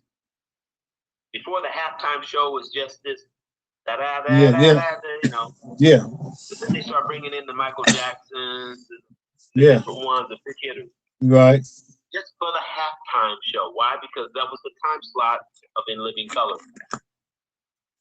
What we have to recognize is every time we come up with something and we give it away or we use their money to do it, it's already compromised. Wow. That pure water that you were drinking, you control the source. No. So you have no idea. It's an act of faith as to what you're consuming. Definite. That's a lot in this capitalist adventure. So we have to somehow, within the span of space and influence that we control, we have to support what's real. Yes. If that makes any sense. A lot of sense, because even the bottle I'm drinking from, I know in the back of my mind that the U.S. government, my government, and I love America, don't get me wrong. Yeah. They allow so many drops of poison to be in anything you consume. So many by the USDA. Look at how many parts per billion. Yeah, by the USDA. They have a number. What is the acceptable number? Yes. What people don't get, even in wars, there's an acceptable number of fatalities. Yeah. On either side. Collateral. Vietnam should have taught us that. Okay, collateral damage. It's not our fault. It happens. Yeah. War is hell, so people die. Yeah. They don't deal with whether it was really necessary. Now we have an opportunity because we got a situation that's in struggle, in trouble. We need to make some hard decisions, but because the money is tied up in this type of event, it's not going to happen. Yes, sir. Yes, sir. And this is now. I got the next question for you. Probably the impossible question. How do we summarize these last 2 hours? Because we covered quite a bit. Well, what we're talking about is history, both past, present, and the projections into the future. And what I've learned is what the radio guy, I think, Life or Right, I forget the name of the show, but he used to say, now the rest of the story. Yeah. We need to be constantly focusing on what the rest of the story is. We heard the story, but what's the rest of the story? What's missing? We need to solve for X. Okay? This is the calculus of life that we're talking about. Okay. You know, we're always solving for the unknown. And in some cases, the unknown unknown. Well, but you had spurned another question. How you just spurned another question? Go for it. How do we teach our people to listen to a story and hear the other story? While I mean, they use for like dog whistle, etc. But even in reading religious scripture, I do a lot of, and you realize there's 2 or 3, if not 4 stories being told in this one story. And how do you get that? Most of the time. Huh? Yeah. So, but and how do we get people? How do we get people? How do we teach and share with people how to hear a story, keep their mouth shut, don't go blabbing your mouth? Oh, you saying something else? Keep your mouth shut. Right. You know, and listen to. That's hard. Well, there's a scripture that says, "Let the word dwell in you richly." Okay. Mm-hmm. So. And I take that, let the word become flesh and dwell in you richly. And I take that outside of the context of religion. I place that on everything. Okay. What was the word that was spoken to me? Mm-hmm. Now I've got to acknowledge it in several ways. What is my emotional reaction to it, my visceral reaction? Yes. Now I need to take a deep breath and I need to step back and say, okay, is this true? Mm-hmm. If it's about me, is this true about me? If it's about you or a subject, another subject outside of me, is it true about this individual or this situation? Now I need to put it in context. I need to do the study that they forced us to do in school. Mm-hmm. I need to look at the context. What was the laws of the time? What was allowable at the time? Not to justify it, but to understand it. Mm-hmm. Because going through it, I can't justify the lynchings that took place in Marion, Indiana. Mm-hmm. But I need to understand, because guess what? There are descendants of some of those people in the picture that are around today, still operating in Indiana. Mm-hmm. Okay, my child needs to know that the world is not Mr. Rogers' neighborhood. Okay, I love it. Guess what? It's not always a beautiful day in the neighborhood. That's right. Now, you spoon feed truth to children. I'm learning that we have to spoon feed it to adults. Right. Mary Poppins says a spoonful of sugar makes the medicine go down. Yes. Find the sugar in Juneteenth. Yes. You know, but also let them know there's some vinegar coming. And also study the medicine. There you go. Yes. You said it. You said it. Study I think the that's medicine. where we're at. I Yes. think this is the beginning of something that we need to continue. Yes. We need to get it a little more focused in terms of narrow me down. You know, keep me. If I go off page, get me back on page. But no. And the reason why I say no, sometimes you have, but sometimes I enjoy the organic process. Yeah, because I mean, if a person can't see, I use this example, they say the wood looks good, but you know there's a termite inside of the wood. Well, you know, they say, no, I got to tear the wood up. They say, no, that's good wood. You're going to tear the good wood up. I said, but I got to show you what's behind this Juneteenth wood or civil rights wood. I have to deconstruct it so now we can study it and then see what the problem is. And now let's begin to reconstruct. Exactly. So I need to leave your ancestors intact, Mike. I need to leave them intact. I don't need to destroy them. I was taught to destroy them. Right. That everything you believe and understand, going back to the roots of wherever it was, is wrong. But in reality, I need to understand how it functioned in your life at that time in history. People ask me about the church all the time. And I say, you know, as a youngster, it was salvation, but it gave me a place to go to keep me off the street. Right. Right. And I praise God for that. I will not speak against that because my ancestors are rooted in that. Their salvation. And not, I'm not talking about in the hereafter bound by. I'm talking about the day-to-day salvation in Tennessee and Alabama. Yes. Well, and not only was there salvation there, their strategy was there. Their skills of survival were there. And I still need those skills. That, you know, even if I don't do it the same way, I still would use their same principles because it got them to where they could even give birth to me. I wouldn't be here. We're talking about analytical thinking. Yes. We're talking about deconstructing the process, looking at sinners. See, I do this from a standpoint of using literary critique. Right. Using what you call symbiotics. Mm-hmm. Okay, the use of signs, symbols, and icons to influence the population. Mm-hmm. Look at any movement, they had a flag. Mm-hmm. They have special language, special code. Yes. That was always in play. Yes. You know, and because of that, when I look at a movie or read a book, it pops out at me. Mm-hmm. And I write it down because I go, okay, question mark, what did they mean here?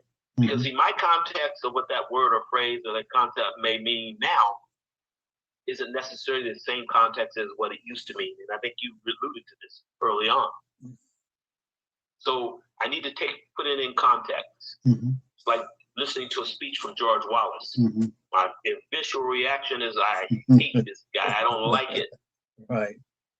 Now let me put it in context. Mm-hmm. Where was America at? That was the ugly truth about America. That's where it's getting down to. What's the truth? That's why I love Henry Louis Gates when he takes people back in their roots. Yes. They discovered that some of the grandparents were slave owners, Nazis in some cases. Right. Okay? You know, I can't be responsible for what Uncle Thomas did back then, but guess what? What am I doing with it now? Mm-hmm. And how am I kicking his can down the road, or am I deciding not to kick the can? Just the other week, I had a conversation with my younger cousin, and he's about 30, 40, and he got children. He said, man, if I was alive back then, slavery time, man, and I would have did this, I would have did that, and me and his grandfather said, no, you wouldn't. No, you wouldn't have done a thing. Exactly, you wouldn't. So, yeah. I can't take anything away from any of the brothers and sisters back then and the choices they made. Mm-hmm. Okay? Yes, sir. What am I doing with the history in front of that I'm writing? You know, when my kids and my grandkids, my neighbors, and whoever else that remembers me look back on me, what is my legacy? Mm-hmm. Mm-hmm. That's right. You know, I look at my auntie and people like Sue Lindsay, a living legacy. Mm-hmm. And that's what comes to mind, okay? They didn't really, she said it right. She did her own thing. Yeah, yeah. Once she realized, here's the thing, when you get to the top of the game, you realize it is a game. Right. You realize that these people are playing with your lives to gain money and power. Yes, that's right. And we have no better example than the guy that's in the office right now. Yes. That's where he's taking us to. But the sugar in the whole process is that he's showing us. Yes. This is what's real. Yes. What we do with that is what's important. Well, like it was a cold bucket of ice water he threw in our face. That water, ice water, still had ice cubes in it. You know what I'm saying? But it did. Yeah. It's really, in some cases it'll be short device. Yeah. I mean, but it's an ugly blessing, and that's oxymoron, ain't it? But it's not. You know, it just says we got work to do, brother. You know what? And if everybody asks me, I don't care who they are, black, white, tall, or short, they say, "How you doing?" I said, "I'm still doing. I'm not done," and I mean that. That's right. That's right. I mean that. Right. So, and that's we are as a people, Brother Norman. I mean, yes, we can go on forever. Hey, you blessed my day, man. Oh, same here. And you know, sometimes I wonder, okay, what should I be focusing my time on? And you've given me a focus to refine and simplify information and make it palatable for people to consume. I want it to be like they say in the book of John, is deep enough for a whale to swim in, but shallow enough for a baby to waddle in. Okay, yes. That's where I think we need to go. I agree. I think we need to work on that principle. Thank you, sir. My brother, lifelong brother. The shows they are archived, they are recorded. So easy. Oh, I missed the show. You can go back to Michael Saahir on my YouTube account, and you can find it for 30 days. You can find it on Facebook. But then you have my permission to download it and share it, because this is information for the salvation. I'm sure that's what my mama's calling me for. What was that? Father's Day, and what you mean you're doing your own with Michael? Yeah, and I seen your mother maybe once every 2 or 3 years somewhere. You know, I hate it. Most times at the funeral or something. Yeah. But I do see her, and I can tell when she sees me that she remembers me. You know. Yeah. So that's our good. families have a lot of history, especially the adults, that we have no idea. Yes, we got a lot of history. So this is Brother Norman Garrett. Oh, what are you doing now? I know you retired, as they say, quotation marks. But what are you teaching? I'm an educational consultant. Okay. And what do you call it? Amateur historian. No, we're going. I spend my time. You're not amateur. Go ahead. But again, to God, again, understanding there are things I thought I knew. And of course, with age, we realize we don't know. The more we learn, the more we realize. Have these conversations. Exactly. I say, okay, you got to go back and you got to revisit that history. You got to dig a little deeper. Every time I go back, I find new nuggets, new gold nuggets. Yes, that's true. Of information. That's true. And the desire is to let them formulate in me, become real. Right. So that I can pass it on. You got to pass it on. You know the saying is so very true that each time a senior citizen passes, and I hate to admit that we it for senior citizens, but anyway. We are those windows, brother. Each time a senior citizen passes, it is the equivalent of a whole library burning down to ashes. Oh, it is. So we got to share it. We got to put it in books. You know, I've written a few books. I got to write more books. I need to get access to your books. Can I find them on your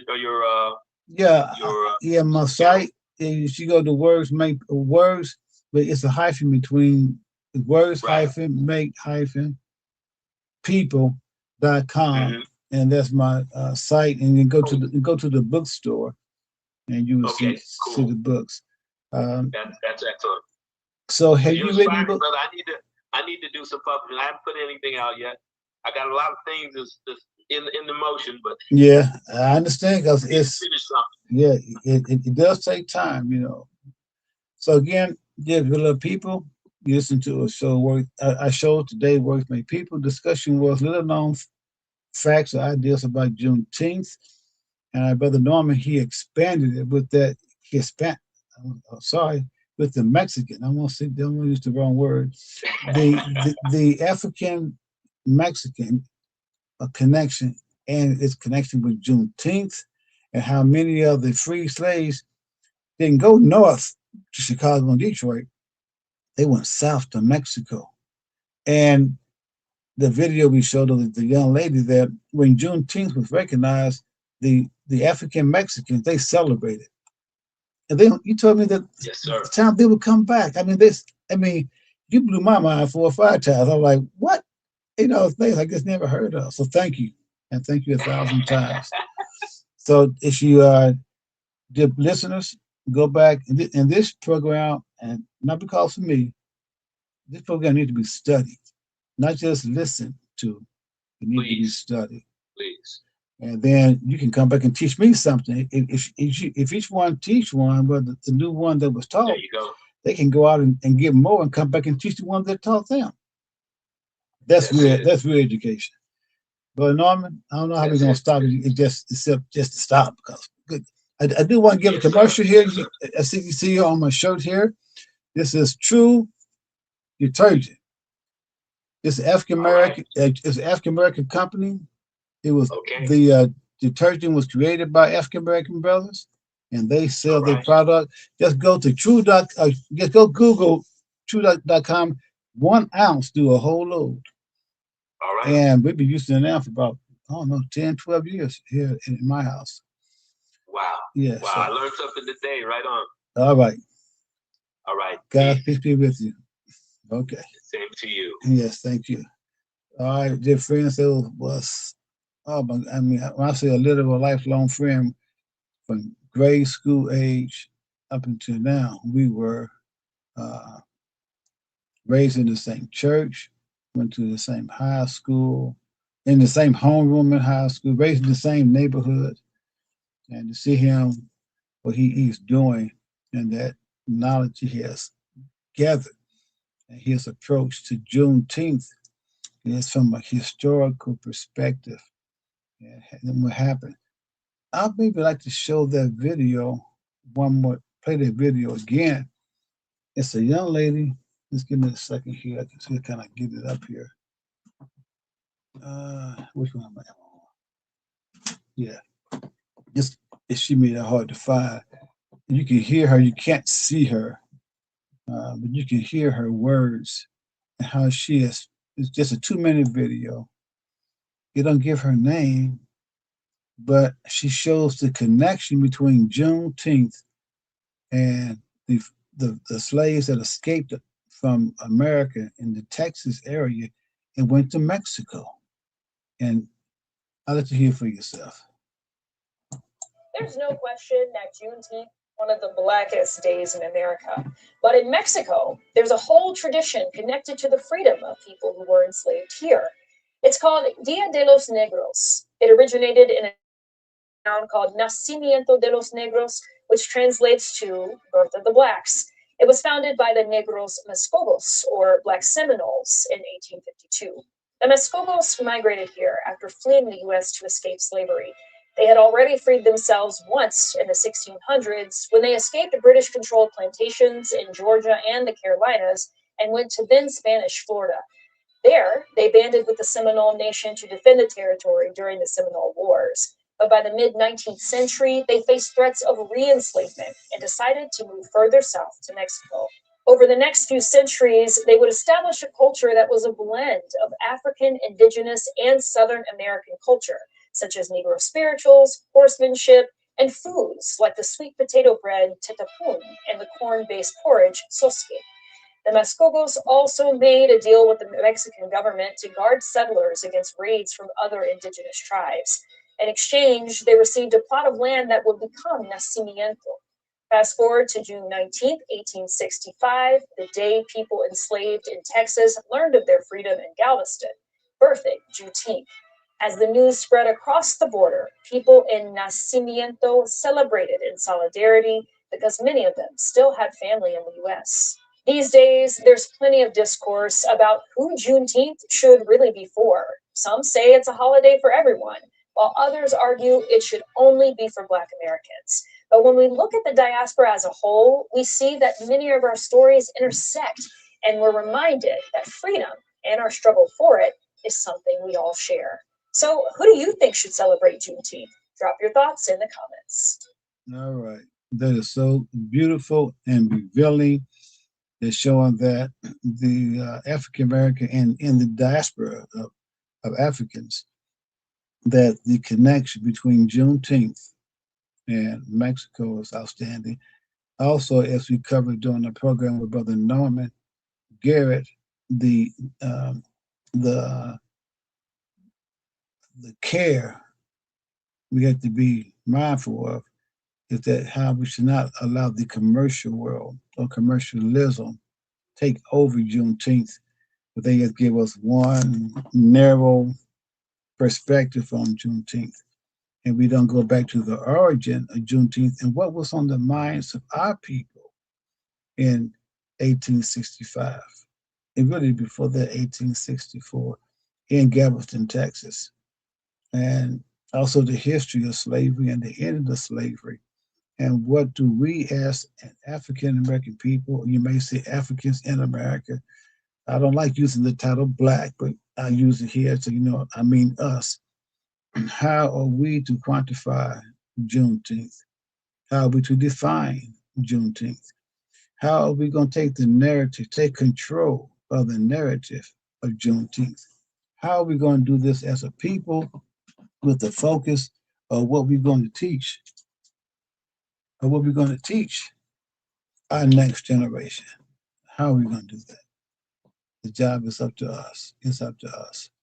So getting close off, I'll say my brother Emil, Saahir, if you'd like to share a few words on this topic, I would love to hear from my brothers, if you so wish, because I know there's a lot of Hispanic, probably more of a Hispanic connection in the California area than Indiana. We just in the last 20, 30 years had our increase of Hispanics.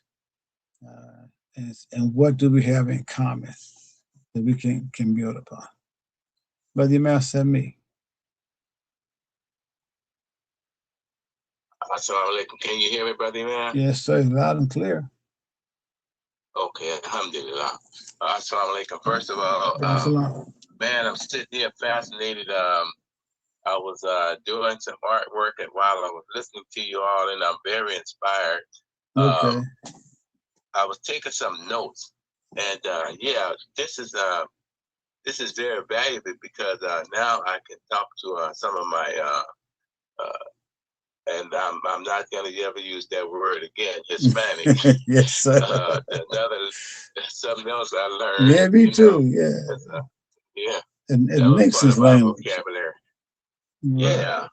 So, but you know what? Just real fast. Those who have that title put on them, they will use it because it's a dominant language in our society. But they don't like it. Go ahead. No. Yes. And would you bring to mind, because I was working with I work with a lot of Hispanic in the Department of Water and Power out here in LA before I retired. Now there was a Mexican brother, and he said one time, I don't know where the conversation came from, but he said, "Don't call me Hispanic," and I'll never forget that. Oh, I hadn't called him Hispanic, but he was talking about that term. Mm-hmm. Now, I've come to learn that Mexicans, they know their history, and they're very proud people, and I love them. I really like their spirit. I like their energy, and most of them, they are good people. They really are good people. I can relate to them a lot. And a lot of people give us a hard time out here, about Mexican coming across the border and everything like that. I said, well, I can relate to that. I said, because we went across the borders, Right. We was escaping from hardship, Mm-hmm. So, all that's a lot of politics that's involved in that. But the social aspect of it is certainly clear to me, but man, this is just so much, yes, it was to digest. What I like is that I have relatives in Galveston, and I have relatives in Houston too. Okay. Now, one thing, yes, sir. One thing he said was that this town, this area of Houston called Sugarland, right. that it was once a plantation. And I have relatives that lives in Sugarland too. And I went to that area when I was visiting for the family reunion. And It's a real nice area. I really like that area. Yes, sir. Matter of fact, they have some nice homes there. Another area I have relatives in Galveston. I think I might have said that, but Beaumont. I have relatives in Beaumont. Okay. Yeah, so all these areas of Texas, man, it's just a fascinating conversation, and there's just so much information. And I'm going to do some research. My wife, my family, they come from Texas, and they had done a lot of research. Well, let me ask you a question. Now, my wife's family is from Orange, Texas, and it's only about a 15-mile ride from Orange to Beaumont, maybe 20 miles. So who knows? Who knows? You and my wife may be cousins. I don't. Right. Because that's where I had an elderly cousin. She returned, transition, passed, but the family is still there. You know, her daughter, well, her grandchildren there. Her daughter passed away too, but her son, they're still living there. And it's just fascinating to hear all of this and how much connection. Because my family moved from Louisiana. We all were indigenous Louisianians, and they moved to Galveston. My mother's twin sister and her husband, they moved to Galveston, and my mother and them, they stayed in the lower part of Louisiana called the Bayou area. And now my mother, and I don't want to bore you out with this too much, but my mother and her sister were twins. Okay. And they married two two brothers. Okay. Wow. Go figure, you know. So my cousin and I, from the children of the two, we call ourselves double cousins. Yeah. Hey. Because both our so it's pretty fascinating. And I have a cousin who is a granddaughter of my aunt, my mother's daughter. I mean, my mother's sister. Right. And she knows the history of why they went their separate ways, and why my mother and them stayed where they were. Now, they did migrate from a different area of Louisiana to go to that area where my father, he worked in the sugar mill for till he retired. And that was the sugar plant, the sugar industry. It wasn't the plantation that we grew up on. We grew up on a farm. And I had done some research on that. And also where our family came from. We were Chrétien, from my mother's name, Chrétien. And that's Chrétien. Okay. That's a French name that has a French origin. Okay. Now there's once was a prime minister, I think, of Canada. He carried that same name, Chrétien. Chrétien. But first time hearing that. Okay. Yes, sir. All right. Yeah. Go ahead. I guess I can get some thoughts, because anyway, and I know there's a lot. No, I'm saying that the Mexican history probably run deeper in L.A. than here. Right. Yeah. That's what the focus. But yeah, that it is. And I'm gonna share that with some of my Mexican friends. We just had a retirement picnic, and I saw quite a few of them there, and I made quite a few connections. Some of my biggest supporters were the Mexicans. Wow, yes, because I was like the only Muslim that was on that in that section, in that department that we were in LA, and they used to see me fasting, and they say, and that's just the accent, the way they talk. Hey, home, you fasting? I say, yeah. So I tell them how I'm fasting and everything. Right. And they like, man, and they couldn't believe it, how we fast. Right. And so they stayed connected with me. One of them texted me a while back, and it reminded me of how impressed he was of my behavior. Okay. And I was so impressed with what he said, and I had no idea, my brother, that how you affect people by how your behavior. And I tell the believers that I say, people are watching us. They see us, and they see how we behave, and that's how this religion impressed them. Yes, not so much what we say, but what we do. And that's another thing. So I just close out with that. This is very fascinating, and I'm going to share, and also I'm going to ask some questions from them too, because one of the things that I realized is that there's a part of Mexico where they do celebrate. I did learn that before the program, that there are a group of people in a certain part of Mexico that do celebrate on Juneteenth. Wow. So, alhamdulillah. Okay. For myself, No, I will send Thank you, brother, man. No, thank you. You know, I mean, I was going before I knew about Juneteenth, just even the name of it, but when I learned about it some 30, 40 years ago, and I tried to introduce it to some African Americans, they were like, what? You know, they didn't want to hear it. In fact, they called it militant. They called it militant, you know, but now, yeah, I'm sure they have changed now since the government said it's not militant. Anyway, okay, I'm going to sign off. I got to bring back my salat. I think it's been a wonderful program. Share the links if you want to. Share the information. And inshallah, we'll be back next week. I'm not sure what the topic may be. If you have any suggestions, recommendations, please let me know. But this is production words make people. Yeah, we're going to end with recitation of the opening chapter of the Quran, titled Al-Fatiha. Al-Fatiha is an Arabic word that means the opening. Something opens. Al-Fatiha. And it's opening. It also is a type of a victory as well. A victory.